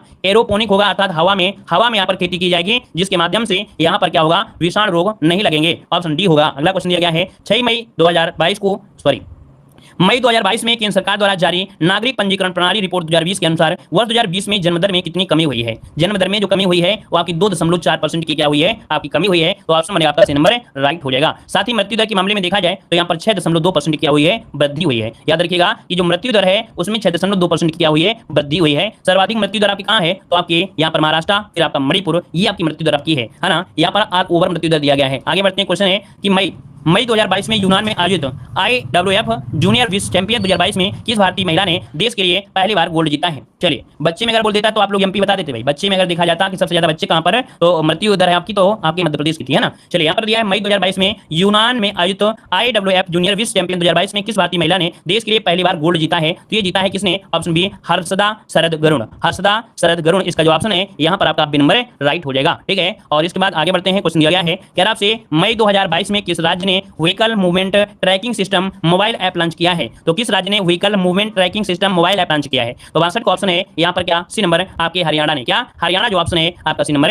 राइट हो जाएगा। और अन्य जैसे मतलब होता है इस ऐप की सहायता से रेत और अन्य खनन सामग्री लेकर जा रहे वाहनों को ट्रैक किया जाएगा, ठीक है। अगला है कि वाणिज्य और उद्योग मंत्रालय के द्वारा मई 2022 में जारी आंकड़ों के अनुसार भारत का शीर्ष फार्मा निर्यात गंतव्य देश कौन सा है? तो भारत का शीर्ष फार्मा निर्यात गंतव्य देश कौन सा बना है? तो यहाँ पर बना है आपका 63 का ऑप्शन बनेगा ए नंबर, अमेरिका इसका आंसर ए हो जाएगा, अमेरिका इसका आंसर हो जाएगा। आगे बढ़ते हैं। अंतर्राष्ट्रीय जैव विविधता दिवस कब मनाते हैं? अंतर्राष्ट्रीय जैव विविधता दिवस पूछा है, आपका जवाब क्या होगा? यहाँ पर आपका आंसर होगा 64 में, यहाँ पर बनेगा बी 22 मई को। क्या? 22 मई को मनाते हैं, याद रखिएगा। और इसके बाद आगे बढ़ते हैं। आतंकवाद निरोध दिवस कब मनाते हैं? आतंकवाद निरोध दिवस कब मनाते हैं? ऐसे नंबर जवाब दीजिए। तो देखिए ऑप्शन क्या हो जाएगा आपके 21 मई को मनाते हैं। कब मनाते हैं? 21 मई को मनाते हैं। और अभी हाल ही में मनाया गया है जो कि 12वें नंबर का मनाया गया है, 2022 में 12वें नंबर का मनाया गया है। और इसमें पहला स्थान आपके अफगानिस्तान है, जो पहला स्थान मिला है आतंकवाद वो आपका यहाँ पर अफगानिस्तान को मिला है। अगला क्वेश्चन आपसे दिया गया है कह रहा आपसे यहाँ पर कि मई 2022 में वर्चुअली आयोजित ब्रिक्स पर्यावरण मंत्रियों की बैठक किसकी अध्यक्षता में आपकी संपन्न हुई है? अगला है मई 2022 में राजस्थान का कौन सा अभ्यारण्य भारत में 52वें टाइगर रिजर्व के रूप में अधिकृत या सूचित कर लिया गया है? तो देखिए यहाँ पर 52वें नंबर का है और इसका नाम क्या है? नाम है रामगढ़ विस्तारी वन्यजीव अभ्यारण्य। रामगढ़ विस्तारी वन्यजीव अभ्यारण्य जो कि भारत के 52वें नंबर का टाइगर रिजर्व है, जो कि राजस्थान में आपके स्थित है। और याद रखिए कि वर्तमान में भारत में 53 हैं। कितने हैं? 53 टाइगर रिजर्व आपके हैं, जिसमें से अगर पूछे कि 53वां नंबर का जो आपका है वो छत्तीसगढ़ में है। 53वां टाइगर रिजर्व आपके गुरु घसीटा दास, है ना, गुरु घसीटा दास रिजर्व जो कि छत्तीसगढ़ में है, 53वें नंबर का रिजर्व आपका है। और यहाँ पर अगला क्वेश्चन दिया गया है कह रहा आपसे कि मई 2022 में एजुकेशनल वर्ल्ड फोरम का आयोजन कहाँ पर हुआ है? एजुकेशनल वर्ल्ड फोरम का आयोजन हुआ है, ये कहाँ पर हुआ है? तो ऑप्शन डी आपके लंदन में हुआ है। कहाँ दोस्तों? लंदन में हुआ, याद रखिएगा। और मोदी जी ने इसका प्रतिनिधित्व यहाँ पर किया था। क्वाड में देखा जाए तो quad Bharat, Japan, America, Australia से मिलकर यह एक राजनीतिक मंच आपका है। आगे बढ़िए। क्वेश्चन है कि 24 मई 2022 को क्वाड नेताओं का शिखर सम्मेलन कहां पर आयोजित किया गया है? तो यह आयोजित किया गया है आपके ऑप्शन ए आपके टोक्यो में। कहां पर किया गया है? आपके टोक्यो में किया गया है। ऑप्शन बनेगा क्या? ए नंबर राइट हो जाएगा। भाई 68 वाले का हमने क्या बताया है? 68 वाले को ऑप्शन डी बताया कि नहीं? लंदन। लंदन बताया कि नहीं? और को तो नहीं बता दिया है। 68 में ऑप्शन डी होगा, लंदन होगा, ठीक है। और यहाँ पर जो आपका दिया है 69 नंबर, तो 69 का जो ऑप्शन होगा ए नंबर हो जाएगा, टोक्यो हो जाएगा। क्या हो जाएगा? टोक्यो इसका आंसर हो जाएगा, टोक्यो हो जाएगा, ठीक है। यहाँ पर देखिए अगला क्वेश्चन दिया गया है कह रहा आपसे अगला क्वेश्चन कि मई 2022 में जारी यात्रा एवं पर्यटन विकास सूचकांक में भारत की रैंक कौन से रही है? कह रहा है मई 2022 में जारी यात्रा और पर्यटन विकास सूचकांक में भारत की रैंक जो आपकी है वो कितनी है? यहाँ पर हो जाएगा 54। कौन है? 54 नंबर की रैंक है, याद रखिएगा। प्रथम स्थान जो आपका मिला है वो आपके जापान को मिला है। किसको? जापान को मिला है। और अंतिम स्थान जो मिला है 117 नंबर को चार्ड को मिला है। किसको? चार्ड को मिला है, जो 117 नंबर का है। अगला क्वेश्चन यहाँ पर क्वेश्चन दिया गया है कि अकबरनामा के निम्नलिखित भागों में से किसे आईने अकबरी कहा जाता है? तो ये बताइएगा कि आईने अकबरी जो कहा जाता है वो किसे कहा जाता है? 1 का ऑप्शन देना है। आपका राइट आंसर क्या हो जाएगा कि अकबरनामा के निम्नलिखित भागों में से किसे आईने अकबरी कहते हैं? तो यहाँ पर देखिए जो आपका तीसरा भाग है, क्या जो आपका तीसरा भाग है ये अबुल फजल की प्रसिद्ध कृति है। जो अकबरनामा है ये अबुल फजल की प्रसिद्ध कृति है और ये 7 साल की मेहनत के बाद ये तैयार हुई थी, ठीक है ना। तो यहाँ पर जो तीसरा आपका है ये 3 भागों में बटा हुआ है और इसमें जो तीसरा आपका भाग है वो आईने अकबरी है, याद रखिएगा, है ना। तो ऑप्शन हो जाएगा आपका सी नंबर। अगला क्वेश्चन दिया गया है निम्नलिखित किस सल्तनत के शासन निम्नलिखित किस सल्तनत के शासक ने प्रशासन में स्वयं घूसखोरी को प्रोत्साहित किया था? देखो भाई यहाँ पर अगर आपने इसके पहले क्या क्वेश्चन ये पढ़ा है आप लोगों ने? क्यों भाई ऐसा क्वेश्चन आप लोगों ने पढ़ा है इसके पहले?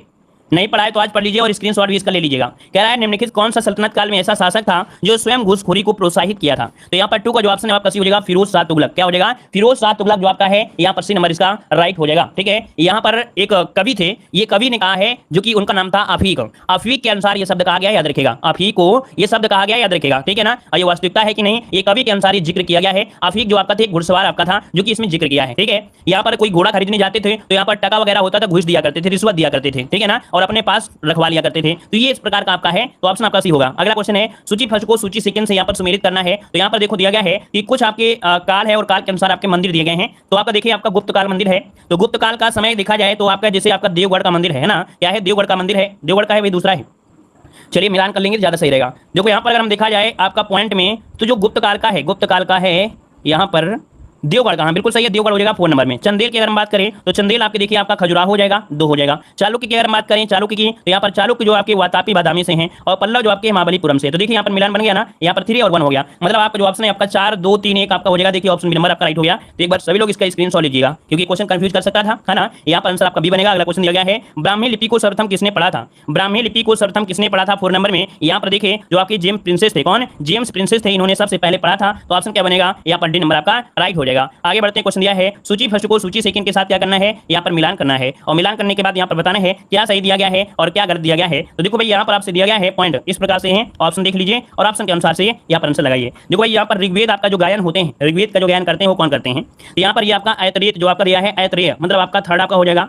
जो सामवेद होते हैं, क्या जो आपके सामवेद होते हैं, तो सामवेद ये आपके पंचविश होते हैं, क्या होते हैं? पंचविश। यहाँ पर आपका 4 हो जाएगा। अथर्ववेद की अगर हम बात करते हैं अथर्ववेद, तो अथर्ववेद में आपका क्या हो जाएगा? यहाँ पर गोपत हो जाएगा, गोपत इसका 1 हो जाएगा। यजुर्वेद जो होते हैं वो शतपथ ब्राह्मण में है, तो यहाँ पर आपका 2 हो जाएगा। मतलब यहाँ पर जो आप समझेगा वो आपका बनेगा क्या? 3 4 1 2 3 4 1 2 जो कि ऑप्शन यहाँ पर क्या बनेगा? सी नंबर आपका राइट हो जाएगा। ठीक है, नोट कर लीजिएगा सभी लोग। यहाँ पर आगे बढ़ते हैं, क्वेश्चन दिया है रेगुलेटिंग एक्ट 1773 के अंतर्गत कलकत्ता में संस्थापित सुप्रीम कोर्ट का प्रथम मुख्य न्यायाधीश इनमें से कौन था?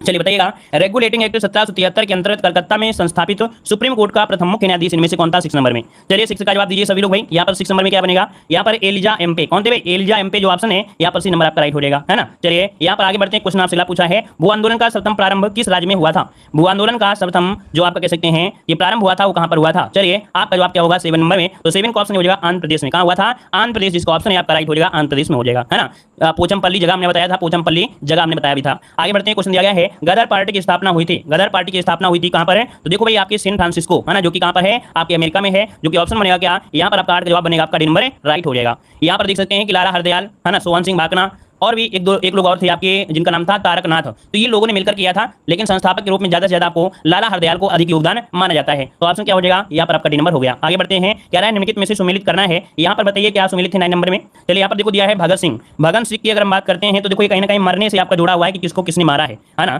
तो देखो भाई 9 नंबर में बताइए क्या हो जाएगा? तो यहाँ पर सैंडर्स, है ना, सैंडर्स। यहाँ पर देखो आपका बी हो गया। ठीक है, बी हो गया ना। अगला खुदीराम बोस। खुदीराम बोस जो आपके वो क्या है भाई? यहाँ पर खुदीराम बोस जो आपके हैं ये क्या है? तो ये है आपके यहाँ पर किंग्सफोर्ड। यहाँ पर इन्होंने किंग्सफोर्ड पर बम फेंका था। और अगला यहाँ पर देखो आपका ये हो गया मदन लाल धिंगरा, ये आपके करजन वायली से संबंधित हैं। यहाँ पर आपका डी होगा। उधम सिंह आपको देख सकते हैं डायर को गोली मारा, है ना। तो यहाँ पर देखिए क्या हो गया? सी हो गया। तो ऑप्शन आपका हो गया कौन सा? ए नंबर इसका राइट हो जाएगा। क्या हो जाएगा? ए नंबर यहाँ पर राइट हो जाएगा। आगे बढ़ते हैं, क्वेश्चन आपसे अगला पूछा गया है कि देसी भाषा प्रेस अधिनियम किस वर्ष पारित किया गया था? देसी भाषा प्रेस अधिनियम किस वर्ष पारित किया गया दोस्तों? यहाँ पर जो आंसर आपका है राइट क्या हो जाएगा?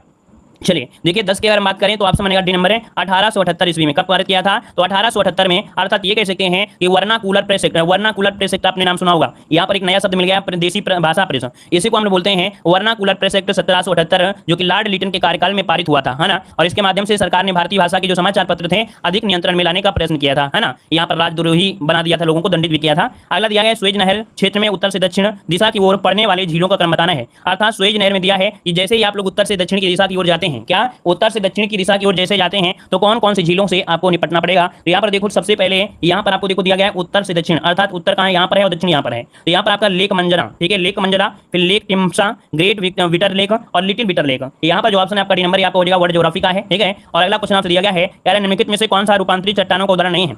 चलिए रूपांतरित चट्टानों का उदाहरण नहीं है, यहाँ पर आंसर जो बनेगा राइट क्या हो जाएगा दोस्तों? चलिए यहाँ पर जो आंसर आपका बनेगा राइट क्या हो जाएगा? तो चलिए भाई यहाँ पर 12 नंबर में दिया रूपांतरित चट्टानों का उदाहरण नहीं है। क्या नहीं है? आपसे दिया गया है। देखो आपका देखो संगमरमर तो आपका होता ही है, क्वार्टज भी आपका दिया है, यहाँ पर स्लेट है और आपका ग्रेनाइट भी दिया गया है। तो ग्रेनाइट जो आपकी है भाई, ग्रेनाइट जो आपकी है ये आपका आंसर आपका डी नंबर है राइट हो जाएगा। ये जो ग्रेनाइट है ये अग्नि चट्टानों का निर्माण होता है। यहाँ पर देखो दिया गया है कौन सा सुमेलित नहीं है? तो बताइए भाई। यहाँ पर देखिए कुछ आपकी जगह दिए गए हैं, है ना, जैसे कि जो बैला डीला है ये लौह इस्पात के लिए प्रसिद्ध है, ये खदान आपकी है। तो यहाँ पर देखिए आपका जो 13 नंबर में है तो आपका पहला पॉइंट कह रहा है सुमेलित नहीं है। बैला डीला, ये बैला डीला पड़ता कहाँ पर है भाई?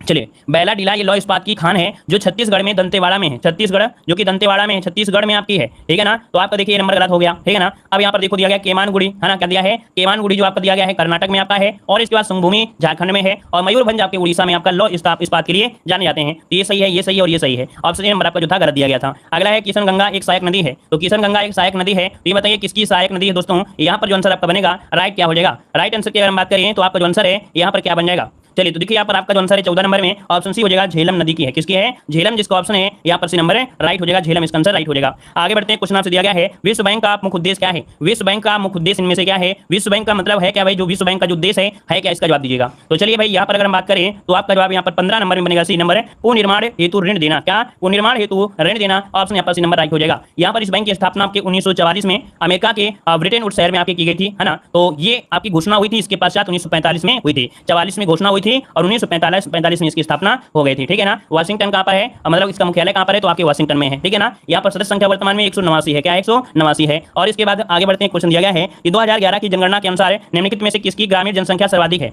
चलिए भाई, ग्रामीण जनसंख्या जो आपकी सर्वाधिक है वो आपकी कहाँ की है? 16 नंबर में। तो आपके उत्तर प्रदेश में यहाँ पर जो ग्रामीण जनसंख्या है वो आपकी सर्वाधिक है। अगला क्वेश्चन दिया गया है किसान क्रेडिट कार्ड योजना कब शुरू किया गया? किसान क्रेडिट कार्ड योजना कब प्रारंभ की गई? तो यहाँ पर देखिए आपका जवाब इनमें से क्या होगा? चलिए भाई बताइए, आपका जवाब इनमें से क्या होगा? बताइए भाई, किसान क्रेडिट कार्ड योजना कब लागू हुई? किसान क्रेडिट योजना, चलिए भाई 17 का ऑप्शन क्या हो जाएगा? किसान क्रेडिट कार्ड योजना का प्रारंभ किया गया था, चलिए 1998 लगभग आपका हुआ था, है ना। 1998 आपका हुआ था। तो ऑप्शन के अनुसार क्या होगा? सी नंबर आपका राइट हो जाएगा, है ना। और इसमें व्यापारियों को व्यापारिक बैंक, सहकारी बैंकों से, क्षेत्रीय बैंकों से ऋण लेने की सुविधा प्राप्त हो जाती है। अगला, निम्नलिखित राज्यों में से किसमें दलहनों का उत्पादन सर्वाधिक है? दलहन का जो उत्पादन है वो सर्वाधिक है कहां पर आपके? तो देखो आपका मध्य प्रदेश जो ऑप्शन है यहाँ पर बी नंबर मध्य प्रदेश, उसके बाद राजस्थान फिर आपका यहाँ पर जो आपका है ना, ऑप्शन हो आपका बी नंबर है। आगे बढ़ते क्वेश्चन दिया गया है national stock exchange of India का प्रवर्तक आपका है। National stock exchange of India का प्रवर्तक इनमें से कौन है? तो यहाँ पर देखिए आपका जो आंसर है राइट क्या हो जाएगा? चलिए 19 नंबर में। तो ऑप्शन हो जाएगा आपका उपयुक्त में से सभी, अर्थात भारतीय स्टेट बैंक, LIC और GIC और आपके IDBI, ये सभी आपके हैं। ऑप्शन बनेगा आपका डी नंबर राइट हो जाएगा, ठीक है ना। यहाँ पर आगे बढ़ते हैं, क्वेश्चन आपसे दिया गया है यार आपसे यहाँ पर निम्नलिखित करों में से कौन सा एक कर संघ द्वारा लगाया गया तथा वसूला जाता है किंतु संघ तथा राज्यों में बांटा जाता है? किंतु संघ और मतलब कह सकते हैं संघ द्वारा लगाया जाता है लेकिन बांटा जाता है राज्यों के बीच और संघ बीच, है ना। यहाँ पर 20 नंबर में इसे कहते हैं कृषि आय के अतिरिक्त अन्य आय पर। क्या? कृषि आय के अतिरिक्त जो भी अन्य कर होते हैं वो संघ द्वारा होंगे लेकिन बांटा जाता है संघ और राज्यों के बीच। तो ऑप्शन जो भी इसका बनेगा वो आपका बी नंबर राइट हो जाएगा, ठीक है ना। यहाँ पर आगे बढ़ते हैं, क्वेश्चन दिया गया है कह रहे निम्न तथ्यों में से कौन सा पंचायती राज के अर्थ की सर्वोत्तम व्याख्या करता है? पंचायती राज के अर्थ की सर्वोत्तम व्याख्या करता है, कौन व्याख्या करता है? देखिए 21 नंबर में जो ऑप्शन है 21 नंबर में वो आपका बनेगा क्या? तो कह रहा है पंचायती राज की अर्थ की व्यवस्था लोकतांत्रिक विकेंद्रीकरण, प्रशासनिक विकेंद्रीकरण, सामुदायिक विकास योजनाओं में पंचायतों की सक्रिय भागीदारी, अगला है अधिक वित्तीय शक्तियों का उपयोग। तो बताइए यहाँ पर 21 नंबर में कौन सा ज्यादा सही किया जाए? सर्वोत्तम व्याख्या करता है अधिक वित्तीय शक्तियों का उपयोग। यहाँ पर जो आंसर है यहाँ पर राइट हो जाएगा। जितने भी बजट पेश होते हैं सभी बजट में वित्तीय जो शक्तियां होती हैं इनका प्रयोग होता है, अर्थात कह सकते हैं सब पूरा का पूरा यहाँ पर शक्ति का उपयोग करते हैं, वित्तीय शक्ति। तो ऑप्शन क्या है आपका? डी नंबर राइट हो जाएगा। वैसे आपसे देखो यहाँ पर दिया गया सर्वोत्तम, जिसका मतलब है पहला भी तो सही था, पहला भी सही है, दूसरा भी सही है, तीसरा भी सही है, लेकिन सर्वोत्तम दिया गया है तो सर्वोत्तम के हिसाब से हम लोग डी नंबर लगाएंगे। अगला है अच्छा यहाँ पर हमने कोट ध्यान नहीं दिया भाई, 21 नंबर में हमने कोट ध्यान नहीं दिया है। यहाँ पर देखिए कोट ध्यान भी नहीं दिया है, हाँ इस हिसाब से दिया भाई। देखिए यहाँ पर कोट दिया गया है तो जैसे आपका गांव के लिए विकेंद्रीकरण होता है, गांव के लिए क्या होता है? विकेंद्रीकरण होता है। और इसके बाद आपका सामुदायिक विकास है तो आपका 1 और 3। देखिए यहाँ पर जो डी नंबर आपका दिया 1 और 3 लोकतांत्रिक विकेंद्रीकरण की जो अवधारणा थी वो आपकी गांधी जी ने भी दिया था, है ना। और जो भी आपकी योजनाएं होती हैं उससे पंचायतों की सक्रिय भागीदारी होती है। तो इसका कोड के हिसाब से आंसर लगाना है भाई डी नंबर। हमने बताया कि सभी सही थे लेकिन सर्वोत्तम यहाँ पर देखिए ऑप्शन डी हो जाएगा, 1 और 3 होगा, ठीक है। आगे बढ़िए, क्वेश्चन दिया है भारत में उच्चतम न्यायालय का उद्घाटन की स्थिति में हुआ था? भारत में उच्चतम न्यायालय का उद्घाटन की स्थिति में हुआ 22 नंबर में। तो देखो उद्घाटन दिया है ना, तो यहाँ पर देखिए आपका जो 28 जनवरी है 1950, 28 जनवरी 1950 को किया गया था। और यहाँ पर देख सकते हैं भारत में सर्वोच्च न्यायालय की स्थापना हुई थी वो आपकी 35 में हुई थी। क्या हुई थी? 35 में हुई थी। यहाँ पर देखो अगला क्वेश्चन आपसे दिया गया है निम्नलिखित में से कौन भारत में संघ राज्य संबंध से संबंधित नहीं है? संघ राज्य संबंध से संबंधित आपका नहीं है यहाँ पर कौन? तो देखो भाई आपका साकरिया आयोग है, राजमन्नार समिति है, कुंची आयोग है, लेकिन इंद्रजीत गुप्ता समिति, क्या इंद्रजीत गुप्ता समिति ये आपके राज्य से संघ राज्य से संबंध आपका नहीं है, ये आपके चुनाव सुधार से है। किससे है? तो आपके चुनाव सुधार से संबंधित है, ऑप्शन आपका सी होगा। अगला दिया गया है भारतीय संविधान के 42वें संशोधन द्वारा राज्य के नीति निषेध तत्वों में से परिवर्तन किए गए हैं, उनके संबंध में कौन सा कथन व्यक्त सही किया गया है? देखिए 24 नंबर की अगर बात करें तो आपको देखो दिया गया है कि इसने राज्य को नागरिकों को निःशुल्क कानूनी सहायता का प्रावधान करने के लिए सक्षम बनाया है, ठीक है ना। फिर दिया इसने राज्य के द्वारा उपक्रमों के प्रबंध में कामगारों की सहभागिता प्रदान करने की व्यवस्था की है। इसने दहेज प्राप्ति को दंडनीय अपराध बनाया है। तो भाई दहेज ऐसे कोई मतलब नहीं है, आपके कह सकते हैं नीति निषेध में दहेज संबंधी कोई मतलब नहीं है। तो ऑप्शन आपका नंबर हो जाएगा 1 और 2। क्या हो जाएगा? 1 और 2 इसका आंसर राइट हो जाएगा। यहाँ पर देखो दिया गया है सूची फर्श को सूची सेकंड से सुमेलित करना है। जैसे अनुच्छेद 40 है, इसका संबंध किससे है? पंचायत का गठन से है ना। यहाँ पर क्या हो जाएगा? ग्राम पंचायत का गठन। तो ग्राम पंचायत अर्थात यहाँ पर आपका 1 हो गया। यहाँ पर देखो काम करने का अधिकार 41 में है, काम करने का अधिकार 41 में है। समान नागरिक आपके किस में है? तो 44 में है, समान नागरिक 44 में है। और आपका 48 में कृषि और पशुपालन, मतलब 1 2 3 4 जो आपका दिया है वही आपका आंसर राइट दिया गया है। कौन सा? ए नंबर आपका राइट हो जाएगा। अगला दिया गया है निम्नलिखित में से कौन सा सुमेलित नहीं है? कौन सा सुमेलित नहीं है 26 नंबर में? तो देखिए 26 नंबर में कह रहा है कि आपका नियासिन आपका पेलाग्रा रोग होता है, थायमिन से आपका बेरीबेर होता है, विटामिन डी से आपका सुखा रोग होता है, विटामिन के से दिया है बंध्यापन। क्या है? विटामिन के की कमी से रक्त का थक्का नहीं बनता है भाई, रक्त का थक्का नहीं बनता है। यहाँ पर देख सकते हैं जो ऑप्शन है यहाँ पर आपका कौन सा होगा? डी वाला आपका हो जाएगा, ठीक है। आगे बढ़िए, क्वेश्चन दिया गया है पेशी थकान के लिए कौन सा उत्तरदायी होता है? पेशी थकान के लिए कौन सा उत्तरदायी होता है? जवाब दीजिएगा।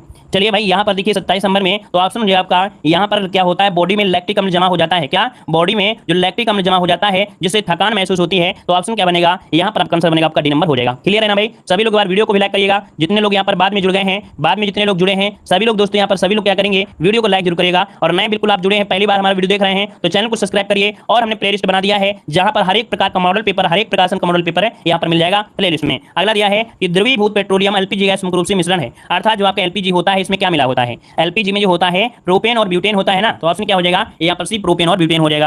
अगला क्वेश्चन आपसे दिया गया है, कह रहा आपसे यहाँ पर अगला क्वेश्चन कह रहा है निम्नलिखित में से कौन सा एक यशद पुष्प कहलाता है? कौन सा इनमें से यशद पुष्प कहलाता है? यहाँ पर बताइए यशद पुष्प किसे कहते हैं?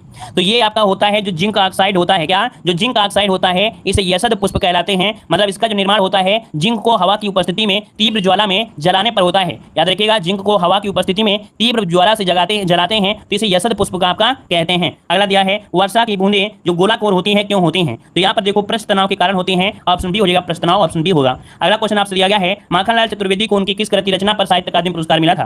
तो माखनलाल चतुर्वेदी को उनकी किस रचना पर साहित्य अकादमी, देखिए 36 नंबर में क्या जवाब बनेगा? यहाँ पर 36 नंबर बताइएगा। तो देखो आपका जवाब हो जाएगा सी नंबर, हिम तरंगड़ी के लिए मिला था। हमने कई बार बताया है हिम तरंगड़ी, जो कि आपको याद होगा 1955 में पहला पुरस्कार इन्हीं को दिया गया था। अगला है कह रहे तिलांजलि देना, इस मोहरे का अर्थ क्या होता है? तिलांजलि देना मतलब होता है त्याग देना। क्या? त्याग देना होता है, ऑप्शन सी हो जाएगा त्याग देना। अगला है कृष्ण शब्द का स्त्रीलिंग शब्द में से क्या होता है? कृष्ण शब्द का स्त्रीलिंग क्या हो जाएगा 38 नंबर में? यहाँ पर हो जाएगा आपका कृष्णा। क्या हो जाएगा? कृष्णा, ऑप्शन बनेगा आपका ए नंबर। अगला क्वेश्चन दिया गया है निम्नलिखित वाक्यों में से अशुद्ध वाक्य को पहचानना है। उसे जल्दी घर जाना था, मुझे वहां नहीं जाना है, वे लोग जा रहे हैं और पिता ने मेरे से कहा। तो देखिए ऑप्शन डी वाला गलत दिया है ना, क्योंकि अशुद्ध वाक्य पूछा था। पिता ने मेरे से कहा नहीं, पिता ने मुझसे कहा ना, पिता ने मुझसे कहा, ये सही होना चाहिए था। अगला है स्थावर का विलोम क्या होता है? तो स्थावर का होता है जंगम। क्या होता है? जंगम होता है ना। यहाँ पर सेवक का होता है स्वामी और क्षुद्र का होता है विशाल या विराट। अगला क्वेश्चन दिया गया है, यहाँ पर देखो अगला क्वेश्चन है नीचे आपके जोड़े दिए गए हैं, समरूप शब्दयुग्म का चयन करना है। चलिए कह रहा है नीचे जोड़े दिए हैं, समरूप शब्दयुग्म का यहाँ पर आपको चयन करना है। यहाँ पर देखिए जवाब दीजिएगा। चलिए देखो संक्रांति दिया है आंध्र प्रदेश, संक्रांति दिया है आंध्र प्रदेश दिया गया है। तो भैया हम लोग यहाँ पर क्या बोलें? यहाँ पर अगर हम बोलें कि इसमें से क्या पॉइंट हो सकता है, इसका मतलब इनमें से क्या है, तो देखा जाए भारत के अलग अलग क्षेत्रों में मकर संक्रांति को कई पर्व के रूप में मनाते हैं, मतलब पर्व को अलग अलग प्रकार से मनाया जाता है। तो आंध्र प्रदेश में इसे संक्रांति के नाम से कहते हैं, आंध्र प्रदेश में इसे संक्रांति के नाम से कहते हैं। वैसे ही जो आपका यहाँ पर ओणम है, क्या है भाई, जो ओणम आपका है वो आपका केरल में होता है। तो यहाँ पर देखिए ओणम और केरल बिल्कुल आपका सही दिया गया है, ठीक है ना। क्लियर है भाई। यहाँ पर जो तमिलनाडु है, तमिलनाडु में मकर संक्रांति को पोंगल कहते हैं, ठीक है ना। क्या बोलते हैं? पोंगल कहते हैं। तो आपका पहला ऑप्शन यहाँ पर सही दिया गया है, ठीक है ना। चलिए आगे बढ़िए। कह रहे हैं निम्नलिखित में से कौन सुमेलित नहीं है? कौन सुमेलित नहीं है? देखिए आपको दिया गया है ग्रीन पार्क स्टेडियम कहाँ पर है? कानपुर में है भाई, है ना, कानपुर में है, सही दिया गया है। फिर दिया गया है आपसे अगला पॉइंट दिया गया है गुरु गोविंद सिंह स्पोर्ट्स कॉलेज लखनऊ है। तो देखो ये भी सही है, ये भी सही है। महात्मा गांधी स्टेडियम कहाँ है दोस्तों बताइएगा? यहाँ पर बताइए महात्मा गांधी स्टेडियम कहाँ है? ये आपका पड़ता है तमिलनाडु में, एक जिला पड़ता है सलेम। क्या? तमिलनाडु में एक जिला पड़ता है सलेम। तो यहाँ पर ऑप्शन सी आपका गलत दिया गया है। याद रखिए इसका ऑप्शन सी गलत है। ये तमिलनाडु में एक सलेम जिला है, वहाँ पर स्थित आपका है, ठीक है। और ये 1972 में स्थापित किया गया था। अगला दिया है विश्व साक्षरता दिवस कब मनाते हैं? तो साक्षरता दिवस अगर आप पूछे तो विश्व साक्षरता दिवस पूछा है ना, तो आप जवाब क्या देंगे? यहाँ पर जवाब हो जाएगा 8 सितंबर। क्या होगा? 8 सितंबर हो जाएगा, ठीक है ना। यहाँ पर देख सकते हैं कि आपका 5 सितंबर राष्ट्रीय शिक्षक दिवस होता है ना। अंतर्राष्ट्रीय हिंदी दिवस 14 सितंबर को मनाते हैं। ओजोन परत संरक्षण आपके 16 सितंबर को मनाते हैं। अगला क्वेश्चन दिया गया है कि भारत में ऐसा कौन सा पहला और एकमात्र राज्य है जहां पर छत पर बरसात के पानी के संग्रह ढांचों का निर्माण सभी घरों के लिए अनिवार्य होता है? चलिए कह रहा है एक ऐसा आपको बताना है राज्य जहां पर क्या है छत का जो तो पानी होता है उसको संग्रह करना क्या है अनिवार्य हो गया है। तो यहाँ पर देखिए 53 नंबर का जो ऑप्शन है बी नंबर तमिलनाडु। यहाँ पर पानी की बड़ी कमी है, यहाँ पर छत पर क्या है बरसात के पानी को संग्रह कर लिया जाता है और ये सभी घरों के लिए अनिवार्य हो गया है, ठीक है ना। अगला क्वेश्चन आपसे यहाँ पर देखो दिया गया है, कह रहा आपसे एराविकुलम राष्ट्रीय उद्यान किस राज्य में है? एराविकुलम राष्ट्रीय उद्यान है आपके कहाँ पर? 54 नंबर में। तो आपका जवाब हो जाएगा सी, आपके केरल में है। कहाँ पर है? केरल राज्य के इडुक्की जिले में ये आपका स्थित है। याद रखिएगा ये उद्यान आपका है तितली और जानवरों के लिए जाना जाता है। यहाँ पर दिया गया है हरिश्चंद्र अनुसंधान संस्थान कहाँ पर स्थित है? हरिश्चंद्र अनुसंधान संस्थान कहाँ पर है दोस्तों? यहाँ पर 55 का जवाब दीजिएगा। तो ये देखिए 55 का ऑप्शन हो जाएगा डी नंबर है, ये आपकी इलाहाबाद अर्थात आपकी प्रयागराज में स्थित है। अगला दिया है निम्नलिखित देशों में से किस एक के देशों में भूमध्य रेखा गुजरती है? तो ये बताइए भूमध्य रेखा जो गुजरती है वो कहाँ से गुजरती है? तो चलिए भूमध्य रेखा की अगर बात करें तो याद रखिए कुल 13 देशों से गुजरती है। कितने? 13 देशों से गुजरती है। जैसे आपके Sao Tome Principe, Gabon, Congo, लोकतांत्रिक गणराज्य, Uganda, Kenya, Somalia, Maldives, Indonesia, Kavaratti, Ecuador, Colombia और ब्राजील। तो यहाँ पर आप कहेंगे कि जो ऑप्शन आपका बी वाला मिला है वो बिल्कुल बिल्कुल सही मिल रहा है ना, ऑप्शन बी वाला सही मिल रहा है। अगला दिया गया है लोकसभा के पहले स्पीकर कौन थे। लोकसभा के पहले स्पीकर पूछा गया है कि लोकसभा के जो पहले स्पीकर थे वो आपके कौन थे। दोस्तों यहाँ पर जो आंसर है वो आपका राइट क्या हो जाएगा 57 नंबर में। तो आपका 57 नंबर में जो जवाब बनेगा वो आपका ये हो जाएगा जीवी मौलंकर। क्या हो जाएगा? जीवी मौलंकर इसका आंसर है वो आपका राइट हो जाएगा। आगे बढ़िए, क्वेश्चन आपसे अगला पूछा है प्रसिद्ध चित्रकार मीर सैयद अली चित्रकारी हेतु किस मुगल शासक के सहयोगी थे। प्रसिद्ध चित्रकार मीर सैयद अली चित्रकारी हेतु किस मुगल शासक के सहयोगी थे 58 नंबर में। तो यहाँ पर देखिए ये ऑप्शन थे आपका डी नंबर हुमायूं के। किसके सहयोगी थे? आपके हुमायूं की थे। याद रखिए ये फारस का एक चित्रकार था। क्या? ये फारस का एक चित्रकार था, याद रखिएगा। अगला क्वेश्चन दिया गया है मई 2022 में दिल्ली का उपराज्यपाल किसे नियुक्त किया गया है। दिल्ली का उपराज्यपाल भाई कौन है बताइए, यहाँ पर जवाब दीजिए।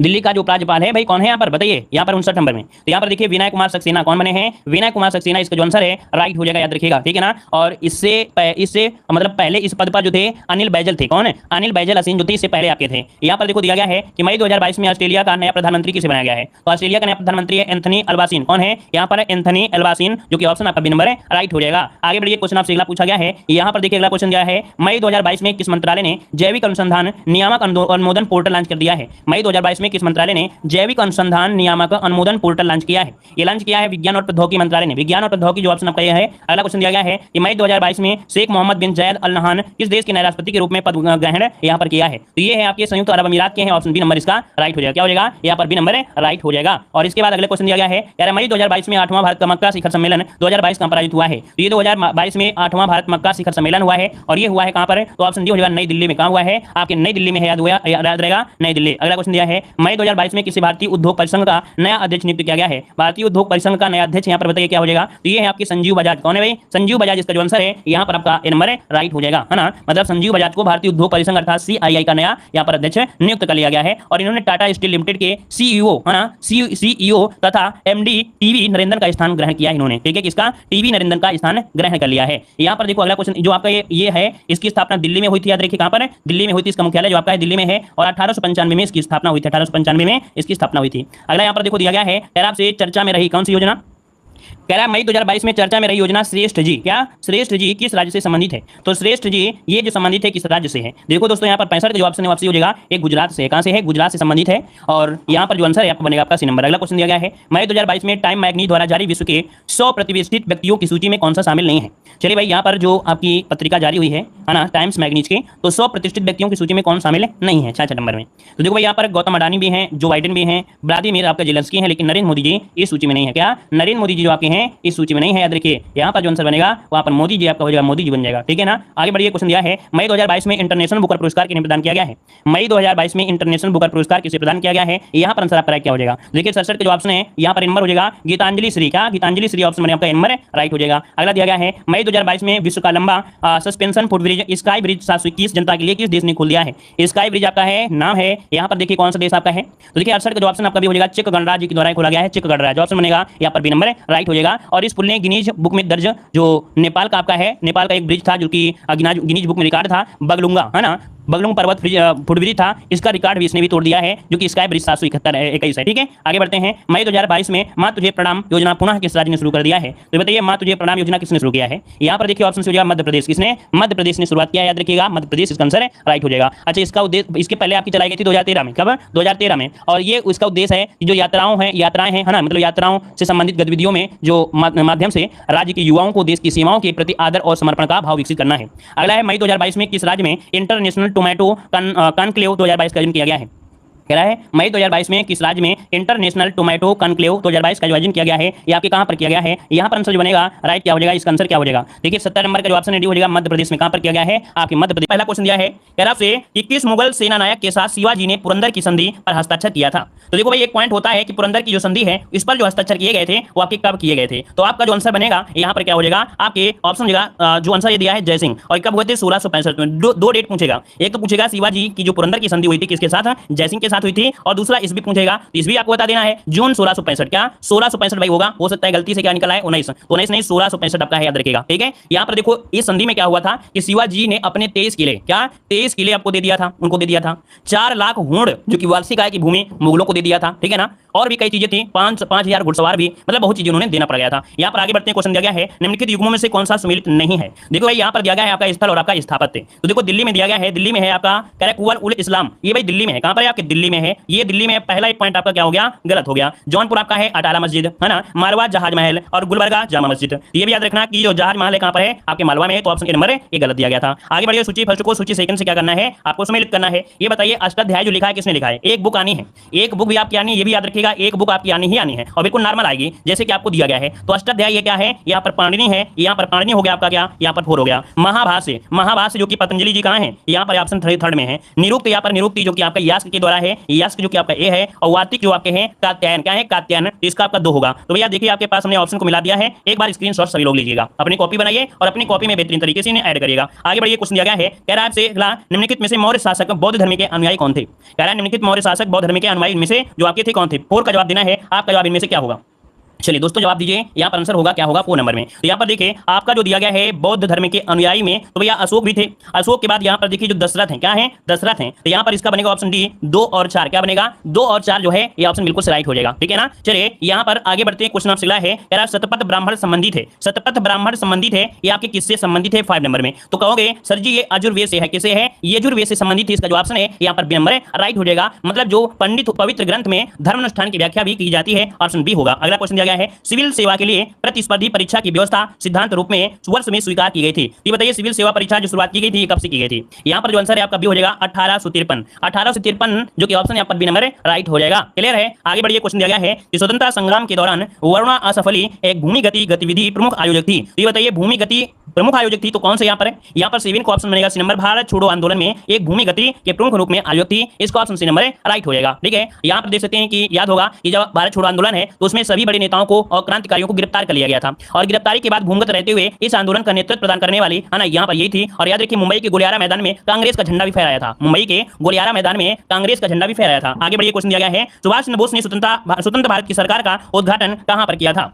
चलिए देखिए, कह रहा है सुभाष चंद्र बोस ने स्वतंत्र भारत की सरकार का उद्घाटन कहां पर किया था। तो ये उद्घाटन किया था आपके सिंगापुर में। कहां पर किया था, आपके सिंगापुर में किया था। इन्हीं के नेतृत्व में तो हुई थी ना, जो कि आपका 21 अक्टूबर 1943 को सिंगापुर में सुभाष चंद्र बोस ने इन्हीं के नेतृत्व में ही भारत की सरकार गठित की गई थी, स्वाधीनता भारत की सरकार गठित की गई थी। ठीक है, यहाँ पर अगला क्वेश्चन दिया गया है, निम्नलिखित में से कौन सी जोड़ी सही दी गई है, कौन सी जोड़ी सही दी गई है 9 नंबर में। देखो यार, रामप्रसाद बिस्मिल द्वितीय लाहौर षड्यंत्र केस में, तो भैया ये बताइए जो आपके यहाँ पर आपके थे रामप्रसाद बिस्मिल, तो इसमें तो आपके फंसे नहीं थे, लेकिन सूर्यसेन वाला बिल्कुल सही है कि जो सूर्यसेन थे ये चटगांव केस में फंसे थे। यहाँ पर जो ऑप्शन है आपका बी नंबर इसका राइट हो जाएगा। क्लियर है। और इनको आपके 1934 में इनको फांसी की सजा भी दी गई, इनको फांसी की सजा भी 1934 में दी गई थी। अगला है भारतीय प्रेस की स्वतंत्रता का प्रणेता किसे कहा जाता है।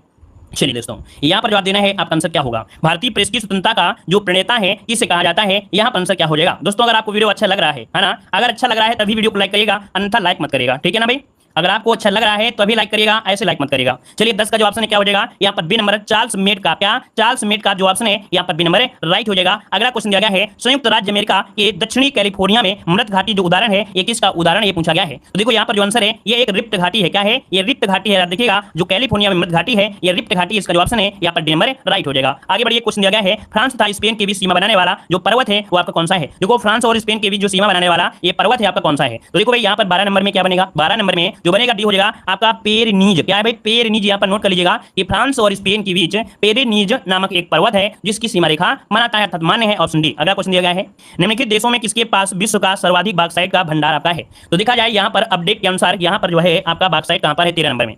13 का ऑप्शन डी हो जाएगा ऑस्ट्रेलिया, इसका आंसर हो जाएगा डी नंबर। आगे बढ़ते हैं, क्वेश्चन आपसे अगला पूछा गया है, निम्नलिखित में से किस नदी के तट पर बद्रीनाथ का प्रसिद्ध मंदिर है। ये बताइए बद्रीनाथ का मंदिर है ये कहां पर स्थित है। यहाँ पर बताइए बद्रीनाथ का मंदिर जो आपका है किस नदी के तट पर है। तो आपका जवाब क्या हो जाएगा, अलकनंदा। बहुत बार पढ़ाया है कि अलकनंदा नदी के तट पर बद्रीनाथ और मंदाकिनी नदी के तट पर केदारनाथ। 2 पॉइंट होते हैं, या तो बद्रीनाथ पूछेगा या तो आपसे केदारनाथ पूछेगा, केदारनाथ पूछेगा। तो यहाँ पर देखो बद्रीनाथ तो आपको मिल गए हैं अलकनंदा में, है ना, लेकिन जो आपकी मंदाकिनी नदी है, मंदाकिनी नदी, तो मंदाकिनी नदी के किनारे यहाँ पर आपके केदारनाथ है। तो दोनों पॉइंट को याद रख लीजिएगा। क्लियर है। और जो अलकनंदा है और मंदाकिनी है इन दोनों नदियों का जो संगम होता है वो रुद्रप्रयाग में होता है। कहां पर, रुद्रप्रयाग में। अगला है उरुग्वे दौर किससे संबंधित है।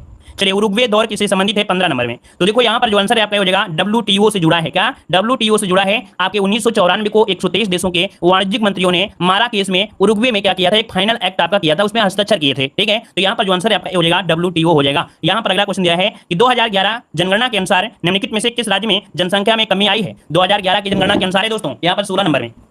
तो देखो 16 की अगर हम बात करें तो यहाँ पर जो नागालैंड है, कौन है जो नागालैंड है, याद रखिए यहाँ पर आपका निगेटिव अर्थात यहाँ पर जो आंसर है यहाँ पर नंबर आपका राइट हो जाएगा। अगला क्वेश्चन दिया गया है निम्नलिखित में से कौन मध्याह्न भोजन योजना को प्रारंभ एवं व्यवस्थित नहीं करता है। मध्याह्न अर्थात जो मध्याह्न भोजन कार्यक्रम है इसको प्रारंभ और व्यवस्थित नहीं करता है कौन। चलिए देखिए यहाँ पर आपका जो आंसर है क्या हो जाएगा। तो यहाँ पर देखो आपका स्कूल मैनेजमेंट तो करते ही करते हैं, पंचायती राज संस्था करती है, स्वयं सेवा समूह करते हैं, लेकिन ठेकेदार भाई कोई मतलब नहीं है। अगर क्वेश्चन पूछे कि मध्याह्न भोजन कार्यक्रम अर्थात मिड डे मील का जो शुरुआत हुई थी वो हुई थी 1995 में। कब हुई थी 1995। अब डेट आप लोग बताओगे, डेट आप लोग बताओगे भाई, जितने लोग जुड़े हो सभी लोग डेट बताओगे कि ये डेट आपको बताना है कि कौन सी डेट को इसकी स्टार्टिंग हुई थी। चलिए डेट बताइए जल्दी से, इसकी स्टार्टिंग कौन सी डेट को हुई थी। चलिए 17 नंबर में 15 अगस्त याद रखिए, 15 अगस्त याद रखिए, 15 अगस्त 1995 से इसकी शुरुआत हुई थी, याद रखिएगा। आगे बढ़िए, क्वेश्चन दिया है निम्नलिखित में से कौन एक रबी की फसल है। रबी की फसल आपसे बताना है, रबी की फसल इनमें से कौन सी होती है। आप देखिए सरसों, जो ऑप्शन आपका डी नंबर। क्यों? क्योंकि सरसों आप देखा होगा जब सर्दी आती है तब सर्दियों जैसी सर्दी आपके लगने वाली होती है तो सरसों में क्या होते हैं, फूल आते हैं, और जब फूल आते हैं तो आप लोग क्या करते हो, सेल्फी लेने लगते हो। होता है ना भाई, जब सरसों में फूल आते हैं तो जैसे कोई जाएगा तो सरसों में सेल्फी जरूर लेते हैं। तो यहाँ पर देखो ये जो आपका है ये रबी की फसल है, और सेल्फी कौन लेगा, रवि लेगा। रवि क्या करेगा, सेल्फी लेगा। क्लियर है, याद रहेगा। आगे बढ़िए, कह रहा है भारतीय रुपये का वाह्य मूल्य हाल ही में अवमूल्यन किया गया है। ये बताइए भारतीय रुपए का वाह्य मूल्य हाल ही में अवमूल्यन किया गया, ये कब किया गया था, 19 नंबर में। तो 19 का ऑप्शन क्या हो जाएगा, जुलाई 1991। क्या जुलाई 1991 इसका जो आंसर है राइट हो जाएगा। और इसके बाद आगे बढ़ते हैं, क्वेश्चन आपसे दिया गया है, कह रहा है आयात और निर्यात पर लगाए जाने वाले कर को किस नाम से जाना जाता है।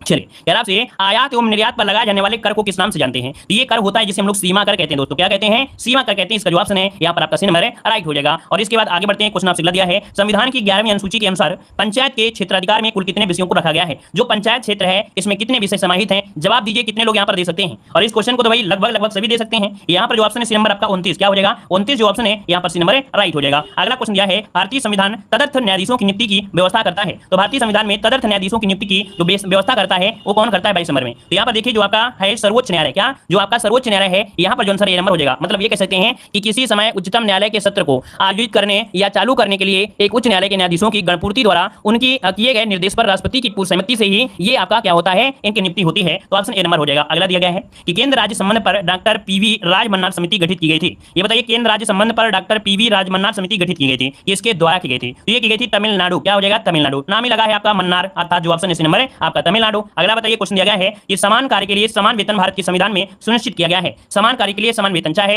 वो महिला हो चाहे वो पुरुष हो, अगर कोई काम है उसके लिए वेतन बराबर दिया जाएगा। तो यहाँ पर देखिए आपका 24 क्वेश्चन क्या हो जाएगा, यहाँ पर हो जाएगा राज्य के निर्देशक सिद्धांत। क्वेश्चन आपका पीछे नहीं छूटेगा। आर्टिकल नंबर यहाँ पर कह सकते हैं जो आपका 36 से लेके आपका 40 है, यहाँ पर सॉरी 36 से लेके 51 तक वर्णन है नीति निर्देशक तत्वों से, जो कि नीति निर्देशक तत्व कहां से, आयरलैंड से लिए गए हैं। तो ऑप्शन यहाँ पर बी नंबर राइट हो जाएगा। अगला दिया है, भारतीय संविधान का कौन सा अनुच्छेद भारत की विदेश नीति से संबंधित है। विदेश नीति से संबंधित है, यहाँ पर देखिए ऑप्शन डी अनुच्छेद 51 है। क्या है, अनुच्छेद 51 है। इसके अनुसार जो अंतरराष्ट्रीय शांति सुरक्षा ये होते हैं राष्ट्रों के बीच जो न्याय संगत होता है, और क्या होते हैं अंतरराष्ट्रीय विवाद होते हैं उनके बीच जो समझौता होता है ना, ये सभी चीजें जो संधियां होती हैं ये सभी होती हैं आर्टिकल नंबर 51 के तहत होती हैं। आगे बढ़िए, क्वेश्चन दिया है, निम्नलिखित में से कौन सा वर्ड फ्लू विषाणु है। वर्ड फ्लू विषाणु इनमें से कौन सा है। तो यहाँ पर देखिए आपका H5N1। क्या H5N1 ये एवियन वर्ड अर्थात इन्फ्लुएंजा वायरस के कारण होता है, और पक्षियों में या प्राकृतिक रूप से अनिश्चितता के कारण फैल जाता है। और पहली बार जो ये केस देखा गया था पक्षियों में पाया गया था 1961 में। कब, 1961 में पक्षियों में पाया गया था, याद रखिएगा। और इसके बाद आगे बढ़ते हैं, क्वेश्चन दिया है कि हृदय की धड़कन को नियंत्रित करने के लिए आवश्यक खनिज आपका कौन सा होता है। हृदय की धड़कन को नियंत्रित करने के लिए आवश्यक खनिज होता है, क्या होता है दोस्तों, यहाँ पर जवाब दीजिए। चलिए यहाँ पर अगर हम आपसे बात करें तो आपका आंसर इनमें से क्या हो जाएगा। चलिए भाई, चलिए जवाब दीजिए, फटाफट जवाब दीजिए, फटाफट जवाब दीजिए। यहाँ पर आंसर क्या बनेगा। चलिए भाई, आवाज आ रही है ना भाई, आवाज आ रही है कि नहीं आ रही है, आ रही है। चलिए आ रही है। तो देखिए यहाँ पर जो 27 नंबर है, 27 नंबर का ऑप्शन हो जाएगा सी नंबर, ये पोटेशियम होता है। क्या होता है, पोटेशियम होता है। इसका जो ऑप्शन है यहाँ पर आपका सी नंबर है पोटेशियम, आपका आंसर है राइट हो जाएगा, पोटेशियम हो जाएगा। चलिए आगे बढ़ते हैं, क्वेश्चन दिया गया है, निम्नलिखित में से मुख्यतः किसके लिए सीटेन संख्या गुणवत्ता प्रचालन के रूप में प्रयुक्त होती है। मतलब आपसे पूछा है सीटेन नंबर किसमें प्रयोग करेंगे। जो सीटेन नंबर आपका होता है इसका प्रयोग करेंगे किसमें करते हैं, 28 का ऑप्शन सी हो जाएगा आपके डीजल में। क्या डीजल में होता है सीटेन नंबर, लेकिन पेट्रोल में होता है ऑक्टेन नंबर। अर्थात अगर पेट्रोल की गुणवत्ता को देखना है तो ऑक्टेन नंबर से जांचते हैं, और डीजल की गुणवत्ता को देखना है तो सीटेन नंबर से जांचते हैं, याद रखिएगा। आगे बढ़ते हैं, क्वेश्चन दिया गया है, निम्नलिखित में से कौन सा रसायन कृत्रिम वर्षा के लिए प्रयोग में लाया जाता है। तो कृत्रिम वर्षा प्रयोग करते हैं यहाँ पर देखिए 29 नंबर में। तो ऑप्शन हो जाएगा ये नंबर है सिल्वर आयोडाइड होता है, जिसके माध्यम से हम लोग कृत्रिम वर्षा करा सकते हैं। आपका जवाब क्या बनेगा दोस्तों, ऑप्शन आपका ये नंबर राइट हो जाएगा। क्लियर है। आगे बढ़ते हैं, क्वेश्चन आपसे अगला पूछा गया है कि रेडियो तरंगों के विक्षेपण के लिए वायुमंडल के निम्नलिखित स्तरों में से कौन सा स्तर उत्तरदायी होता है। ये बताइए रेडियो तरंगों के लिए कौन सा आपका वायुमंडल आवश्यक होता है। तो यहाँ पर देखिए जो ऑप्शन है आपका आयन मंडल, अर्थात जिसे हम लोग आयनोस्फीयर बोलते हैं। याद रखिए एक पॉइंट हमने आपको बताया था कि जो आपकी परतें होती है 5 होती हैं। सबसे पहले होती है क्षोभ मंडल, है ना, क्या होती है क्षोभ मंडल, फिर आपकी समताप मंडल, मध्य मंडल, आयन मंडल, फिर आपका बहिर्मंडल। इसमें एक ट्रिक बताया था, आई मोस्ट क्या होता है, आई मोस्ट होता है, आई मोस्ट। तो देखिए यहाँ पर क्या हो गया कि आई से आइनोस्फीयर, एम से मोसोस्फीयर मतलब मध्य मंडल, एस से आपका स्ट्रेटोस्फीयर हो जाएगा और यहाँ पर टी से हो जाएगा, यहाँ पर क्या होता है क्षोभ मंडल वाला जो होता है ट्राइटोस्फीयर होता है, ठीक है ना। तो यहाँ पर आप लोग कह सकते हैं कि अगर इस प्रकार से देखा जाए तो ये ट्रिक के माध्यम से भी ज्ञात कर सकते हैं। तो आपका आंसर हो गया डी नंबर। आगे बढ़ते हैं, क्वेश्चन दिया गया है कि हिंदी गद्य का सर्वप्रथम युग किसे माना जाता है। चलिए बताइएगा कि हिंदी गद्य का सर्वप्रथम युग किसे माना जाता है 36 नंबर में। 36 को ऑप्शन दीजिए क्या हो जाएगा। 36 नंबर में हो जाएगा ए नंबर भारतीय युग को किसे कहते हैं, भारतीय युग। जिसका ऑप्शन बिल्कुल राइट हो जाएगा, भारतीय युग कहते हैं। एक करेला, एक तो करेला, दूजा दूजा क्या होता है नीम चढ़ा। ऑप्शन देखिए डी नंबर आपका राइट हो गया। अगला है सदैव सदी में जो संधि है वो आपकी कौन सी है। 38 को ऑप्शन लॉक करना है। क्वेश्चन को देखिए और आंसर लगाइएगा। ऐसी तैयारी होना चाहिए कि क्वेश्चन को देखिए और आंसर को लगाइए। यहाँ पर देखिए ऑप्शन सी हो जाएगा वृद्धि संधि। क्यों, यहाँ पर देखो आई की मात्रा जुड़ी है, आई की मात्रा जुड़ी हुई है तो सदा धन एवं अर्थात सदैव जो ऑप्शन है ये वृद्धि होगा। अगला क्वेश्चन है मैंने अपना हस्ताक्षर कर दिया। मैंने अपना हस्ताक्षर या अपने हस्ताक्षर, क्योंकि बहुवचन में होता है। यहाँ पर देखिए अपने हस्ताक्षर होगा, मतलब ऑप्शन देखा जाए 39 में, तो ऑप्शन क्या हो जाएगा 39 में मैंने हस्ताक्षर कर दिए, मैंने अपने हस्ताक्षर, ये भी आपका नहीं होगा। यहाँ पर देखिए ऑप्शन डी वाला ज्यादा सही है ना। क्यों, क्योंकि मैंने हस्ताक्षर कर दिए तो अपनी स्टर लगा दिया है, तो ऑप्शन डी वाला देख लीजिएगा। यहाँ पर डी वाला देखिए ज्यादा सुटेबल हो जाएगा, मैंने हस्ताक्षर कर दिए, बिल्कुल सही हो गया ना। तो आपका जवाब हो जाएगा डी नंबर राइट हो जाएगा, डी नंबर राइट हो जाएगा। क्लियर है। चलिए यहाँ पर दिया है मैंने हस्ताक्षर कर दिए, ठीक है। आगे बढ़िए, क्वेश्चन दिया है विलोम शब्दों के अनुचित जोड़े को पहचानना है। जो अनुचित जोड़ा है यहाँ पर पहचानिए 40 नंबर में। तो देखो आपसे दिया गया है लक्ष्य का दिया है लभ्य, अलभ्य है ना, लभ्य सॉरी लभ्य का अलभ्य दिया है, शेष का आशीष दिया है, शीश का तल दिया है और शिष्ट का दिया है परिशिष्ट। गलती कहाँ पर है भाई, यहाँ पर शिष्ट का विलोम जो आपका है शब्दों के अनुचित जोड़े को पहचानना है। यहाँ पर देखो शिष्ट का होता है परिशिष्ट जोड़ा अनुचित है।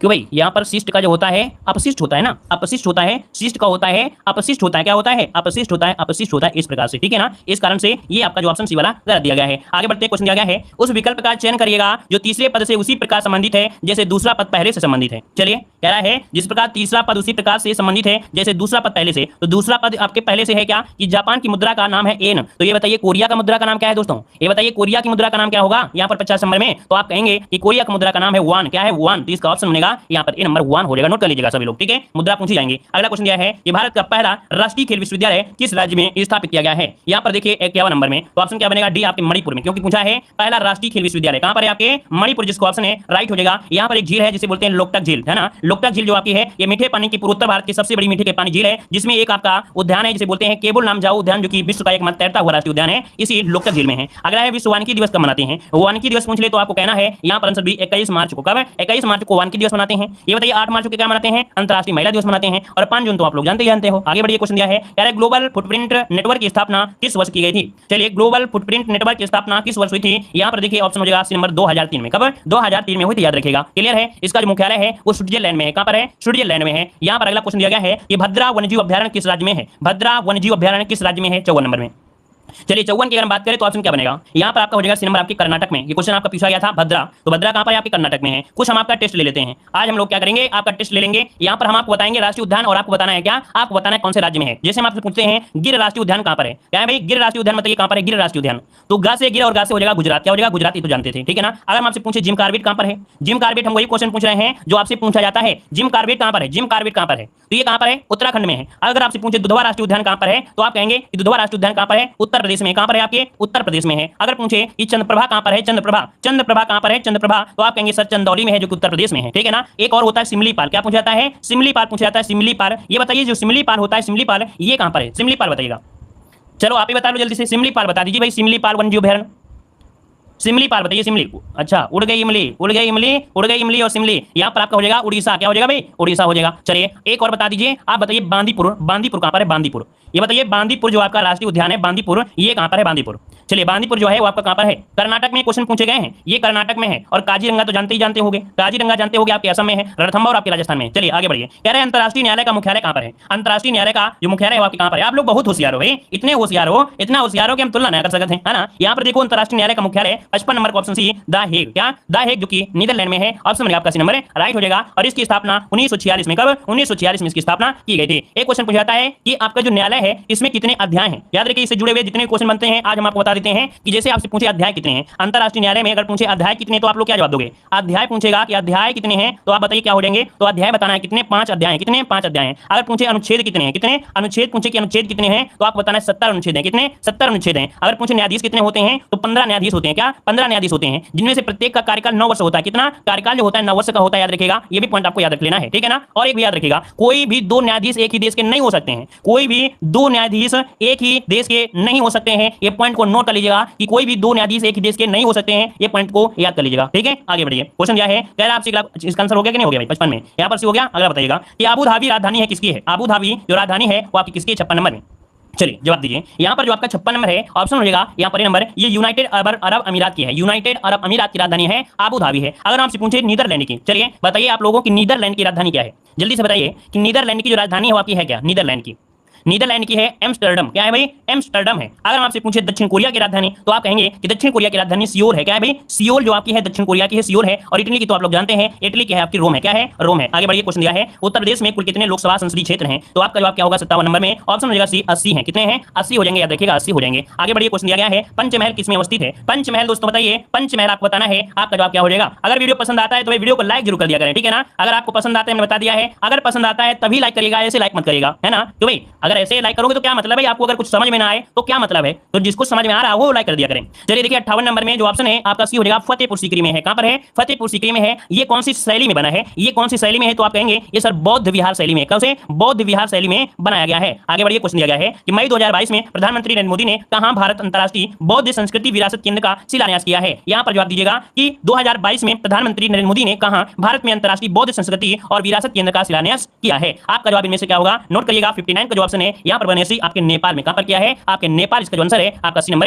राइट हो जाएगा, नेपाल हो जाएगा, ठीक है। आगे बढ़िए, क्वेश्चन दिया गया है कि मई 2022 में फोर्ब्स द्वारा जारी दुनिया के 10 शीर्ष भुगतान पाने वाले एथलीटों की सूची में प्रथम स्थान किसे प्राप्त हुआ है? तो ये स्थान प्राप्त हुआ है आपके लिनो मेसी को। किसे? लिनो मेसी, जो कि ऑप्शन है यहां पर आपका बी नंबर राइट हो जाएगा। ये एक फुटबॉलर है। क्या है? ये एक अर्जेंटीना के फुटबॉलर है। नोट करिएगा, ये एक अर्जेंटीना के फुटबॉलर आपके हैं, याद रखिएगा, जिन्हें सर्वोच्च स्थान प्राप्त हुआ है। अगला क्वेश्चन दिया है कि मई 2022 में किस राज्य ने चारा बिजाई योजना की शुरुआत किया है? चारा बिजाई योजना की शुरुआत किया है। ये एक सरकार है जिसे बोलते हैं हरियाणा सरकार। याद रखिए, हरियाणा सरकार ने चारा बिजाई योजना की शुरुआत किया है। और अच्छा, इस योजना से होगा क्या? इस योजना के तहत गौशालाओं को चारा की आपूर्ति की जाएगी, याद रखिएगा, और ऐसे किसानों को 10,000 रुपए प्रति एकड़ की दर से वित्तीय सहायता प्रदान की जाएगी। आगे बढ़ते, क्वेश्चन दिया गया है मई 2022 में भारत का सबसे बड़ा व्यापारिक भागीदारी कौन सा देश बना है? ये बताइए, भारत का सबसे बड़ा व्यापारिक भागीदारी जो है वो आपका कौन सा है? ये है भाई अमेरिका है। क्या भाई? अमेरिका जो ऑप्शन है यहाँ पर आपका नंबर हो जाएगा। 2021-22 में भारत का सबसे बड़ा व्यापारिक भागीदारी देश है वो आपका अमेरिका है। इसके पूर्व जो था वो आपका चीन था। इसके पूर्व जो था वो आपका चीन था। यहाँ पर जो सबसे बेस्ट संबंध है वो थे आपके अमेरिका से, लेकिन इसके साथ ज्यादा खटास नहीं, मतलब इसके साथ ज्यादा कोई मेल तोल नहीं मिलता था। देखो, इसके साथ चीन के साथ धंधा तो बढ़िया चलता था लेकिन सही से मिल नहीं खाता था। आगे बढ़ते, क्वेश्चन दिया गया है कि प्रति वर्ष विश्व तंबाकू निषेध दिवस कब मनाया जाता है?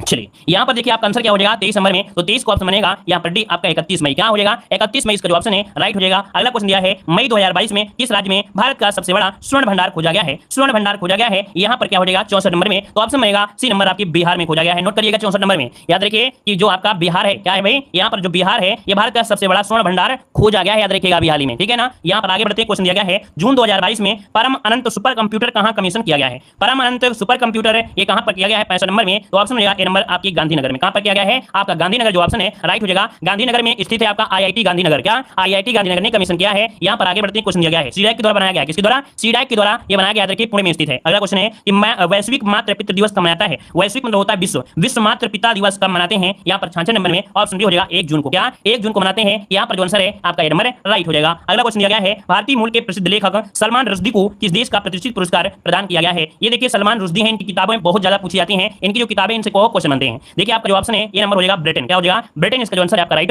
हो जाएगा। आगे बढ़िए, क्वेश्चन आपसे पूछा गया है, यहां पर दिया गया है कि जून 2022 में भजन सोपारी का निधन हो गया है। वह संगीत के किस वाद्य से संबंधित है? नाम यहां पर भजन सोपारी, इनका निधन हो गया है। संगीत के किस खास वाद्य से संबंधित है? देखिए आंसर का जो ऑप्शन हो जाएगा संतूर वादक है। क्या है भाई? ये संतूर वादक है। ये जो आपके सोपानी है ना, ये कश्मीर के हैं। क्या? कश्मीर के सोपोर जिले के निवासी हैं भजन सोपोरी। याद रखिए, संतूर वादक थे, निधन हो गया है। अगला है जून 2022 में जारी पर्यावरण निष्पादन सूचकांक में भारत को स्थान कौन सा मिला है? यहाँ पर जो आपका ऑप्शन होगा नंबर 180वां स्थान मिला है भारत को। याद रखिए 180 मिला है। याद रखिए, आगे बढ़ते हैं, क्वेश्चन आपसे दिया गया है आपसे यहाँ पर जून 2022 में अंतर्राष्ट्रीय मैचों में सर्वाधिक रन बनाने वाली किस महिला क्रिकेटर ने संन्यास ले लिया है? इन्होंने अंतर्राष्ट्रीय मैचों में सर्वाधिक रन बनाने वाली महिला थी और इन्होंने संन्यास ले लिया है। तो देखो ऑप्शन क्या हो जाएगा? मिताली राज ने संन्यास ले लिया है। ऑप्शन बी हो जाएगा मिताली राज। जिसका ऑप्शन है बिल्कुल राइट हो जाएगा, मिताली राज हो जाएगा। अब यहाँ पर क्या करना है, आप लोगों को ध्यानपूर्वक समझना है। जैसे कि हमने बताया है, हमारी पूरी क्लास में कोई भी क्लास होती है उसमें से क्या होता है कि आपका रिपोर्ट जो होती है, ये कोई भी आपका टॉपिक हम आपको ऐड जरूर करते हैं। आज आपको 17वीं भारत 1 रिपोर्ट आपको पढ़ना, याद रखिए 17वीं भारत 1 रिपोर्ट ध्यान से सुनना है थोड़े से, बस 5 मिनट में कंप्लीट हो जाएगी। जो जरूरत होगी उसका स्क्रीनशॉट लेना है। कह रहा है भारत वन रिपोर्ट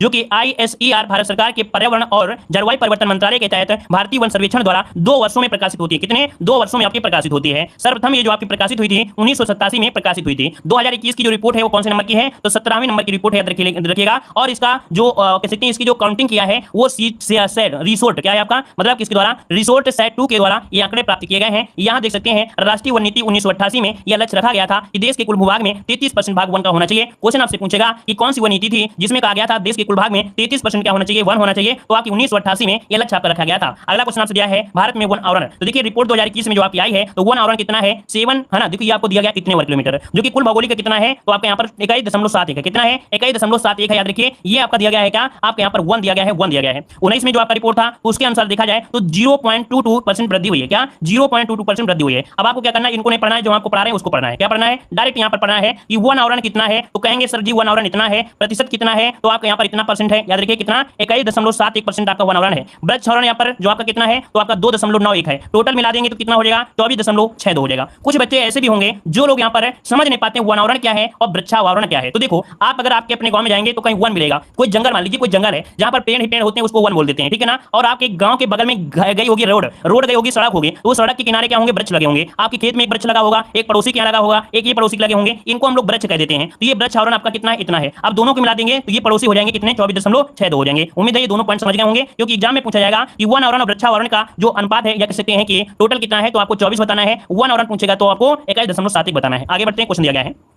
यार आपसे क्षेत्रफल के अनुसार सर्वाधिक वन आवरण वाले राज्य बताइएगा क्षेत्रफल के हिसाब से। तो नंबर 1 में आपका कौन है, मध्य प्रदेश, दूसरे नंबर में आपका अरुणाचल प्रदेश, तीसरे नंबर में आपका छत्तीसगढ़ है। लेकिन अगर आपसे पूछे क्षेत्रफल में सबसे कम वन आवरण करने में, तो सबसे कम कौन है, हरियाणा में सबसे कम वन है, पंजाब उसका सेकंड नंबर है, और तीसरा नंबर आपका यहाँ पर गोवा आता है। ये नीचे से अर्थात नीचे से नंबर 1 में आपके ये है, नीचे से 2 नंबर में ये है, नीचे से तीसरा नंबर गोवा का है, ठीक है। अगला इसका स्क्रीनशॉट लीजिए, सबसे पहले इसका स्क्रीनशॉट लीजिए क्योंकि यही जरूरी है, याद रखिएगा। अगला क्वेश्चन आपसे यहाँ पर दिया गया है सर्वाधिक वन आवरण में वृद्धि करने वाले राज्य। देखिए सर्वाधिक वन आवरण में वृद्धि जो आपकी हुई है वो कहां हुई है, तो आंध्र प्रदेश में वृद्धि हुई है, फिर तेलंगाना, फिर उड़ीसा। पहले नंबर में वृद्धि आंध्र प्रदेश, दूसरा में तेलंगाना और तीसरे में उड़ीसा। यहां पर ये नुकसान करने वाले में तो अरुणाचल प्रदेश में क्या हुआ है, नुकसान हुआ है, और Manipur second number, Nagaland third number. ये नीचे से आपके हैं और ये ऊपर वाले हैं, इसका भी स्क्रीनशॉट लीजिए। अगला बताइए क्वेश्चन दिया गया है, अब आपसे पूछेगा प्रतिशत वाले, जैसे मान लो क्षेत्र इतना है लेकिन वृक्ष क्या है पूरे में है, थोड़े में घर बना हुआ है, तो ये प्रतिशत वाले हैं कि वन आवरण का प्रतिशत आपका जहां पर है, तो सबसे ज्यादा प्रतिशत देखिए मिजोरम में कितना है 84.53% है। यहां पर ऑक्सीजन निकलती ही रहती है ऑक्सीजन। देखो कितनी ऑक्सीजन है 84.53 है, जहां पे बताया गया है कि 33% बताया गया था, लेकिन देखा जाए रिपोर्ट के अनुसार कितने इनके पास है 84.53 इनके पास ऑक्सीजन की कभी कमी नहीं होती होगी। अरुणाचल प्रदेश में 79 है, मेघालय में आपकी इतना है। अगर आपसे पूछे कि सर्वाधिक वन आवरण वाले जो प्रतिशत वाले आपके हैं, तो इनमें देखिए लक्षद्वीप के पास और ज्यादा ऑक्सीजन है, यहाँ पर देखिए 90% ऑक्सीजन है, ये केंद्र शासित प्रदेश में है। फिर आपका अंडमान निकोबार हो जाएगा, ठीक है, तो इसका भी डाटा नोट करिए। अगला क्वेश्चन है कह रहा है भारत में घने और खुले वन, तो देखो बहुत घने वन जो होते हैं, बहुत घने वन होते हैं, जहां पर आप घूम जाओ तो आपको ऊपर का प्रकाश ना दिखाई दे, ऊपर से प्रकाश भाई ना दिखाई दे, तो आपका अरुणाचल प्रदेश है जहां सबसे ज्यादा घने वन है। कहां पर, अरुणाचल प्रदेश में। अब यहाँ पर आते हैं मध्य में, तो मध्य देखिए तो मध्य हो जाएगा, मध्य से मध्य हो जाएगा, खुले में क्या हो जाएगा, मध्य हो जाएगा, याद रहेगा। चलिए देखो बहुत घने जो है वो अरुणाचल प्रदेश है, मध्य वाले में मध्य प्रदेश, खुले में भी मध्य प्रदेश। आगे बढ़िए, क्वेश्चन दिया है यहाँ पर कुछ पॉइंट आपको दिए गए हैं कि बाघ अभ्यारण्य में वन क्षेत्र जो है वो इतना है, जो कि देश के कुल वन क्षेत्रफल का 7.8%, अर्थात देखा जाए कि भारत में कुल वन का 7.8% में बाघ अभ्यारण्य है, और टाइगर रिजर्व जो आपका है वो 74.5% आपका है। यहाँ पर आगे बढ़ते हैं, क्वेश्चन आपसे दिया है मैग्रो वन की रिपोर्ट आपके सामने आ गई है,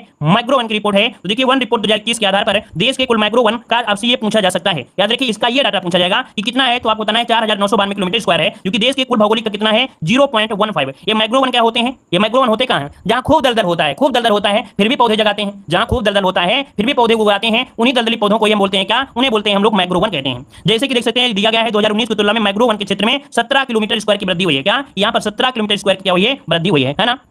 अब देखो यहाँ पर जो पॉइंट आपको एग्जाम में आना है वो दिया गया है, कह रहा आपसे प्रथम स्थान जो आपका है पश्चिम बंगाल, सबसे ज्यादा जो आपके मैग्रो वन है वो पश्चिम बंगाल में है। द्वितीय स्थान देख सकते हैं जो आपका क्या है, गुजरात है, गुजरात में जैसे सर्किक है, सर्किक में आपका बहुत दलदल है ना, लेकिन पश्चिम बंगाल से ज्यादा नहीं क्योंकि एरिया इसका ज्यादा पड़ जाता है। तृतीय स्थान आपका आता है अंडमान निकोबार का है, ठीक है ना। तो सबसे ज्यादा जो मैग्रो वन है वो आपके पश्चिम बंगाल में, दूसरा गुजरात में, तीसरा अंडमान निकोबार में। अब यहाँ पर देखो आते हैं कौन से पॉइंट में कि सर्वाधिक मैग्रो वन में वृद्धि वाले राज्य, अर्थात इनमें वृद्धि हुई है, ज्यादा हुई है, दलदल में ज्यादा वृक्ष यहाँ पर उगाए हैं। कहां पर है, तो आपका उड़ीसा। तो याद रखिए ये मत समझिएगा उड़ीसा में मैग्रो वन ज्यादा है, बस मतलब ये है कि यहाँ पर क्या है कि मैक्रो वन की जो बढ़ोतरी हुई है ज्यादा हो गई है, यहाँ पर ज्यादा वृक्ष आ गया है ना। तो यहाँ पर उड़ीसा हो जाएगा, फिर दिया है द्वितीय स्थान महाराष्ट्र हो जाएगा, फिर दिया गया तृतीय में आपका कर्नाटक। ये भी पॉइंट आपको याद रखना है ना। चलिए यहाँ पर आगे बढ़ते हैं, क्वेश्चन आपसे अगला पूछा गया है। यहाँ पर देखो दिया गया है एक आपकी रिपोर्ट है state of the world forest report 2022। ये बिल्कुल अभी डाटा है, याद रखिएगा। कह रहा से कि यह रिपोर्ट संयुक्त राष्ट्र खाद्य और कृषि संगठन के द्वारा प्रति वर्ष पर जारी की जाती है। 1990 से 2020 के बीच 420 मिलियन हेक्टेयर वन नष्ट हो गए हैं।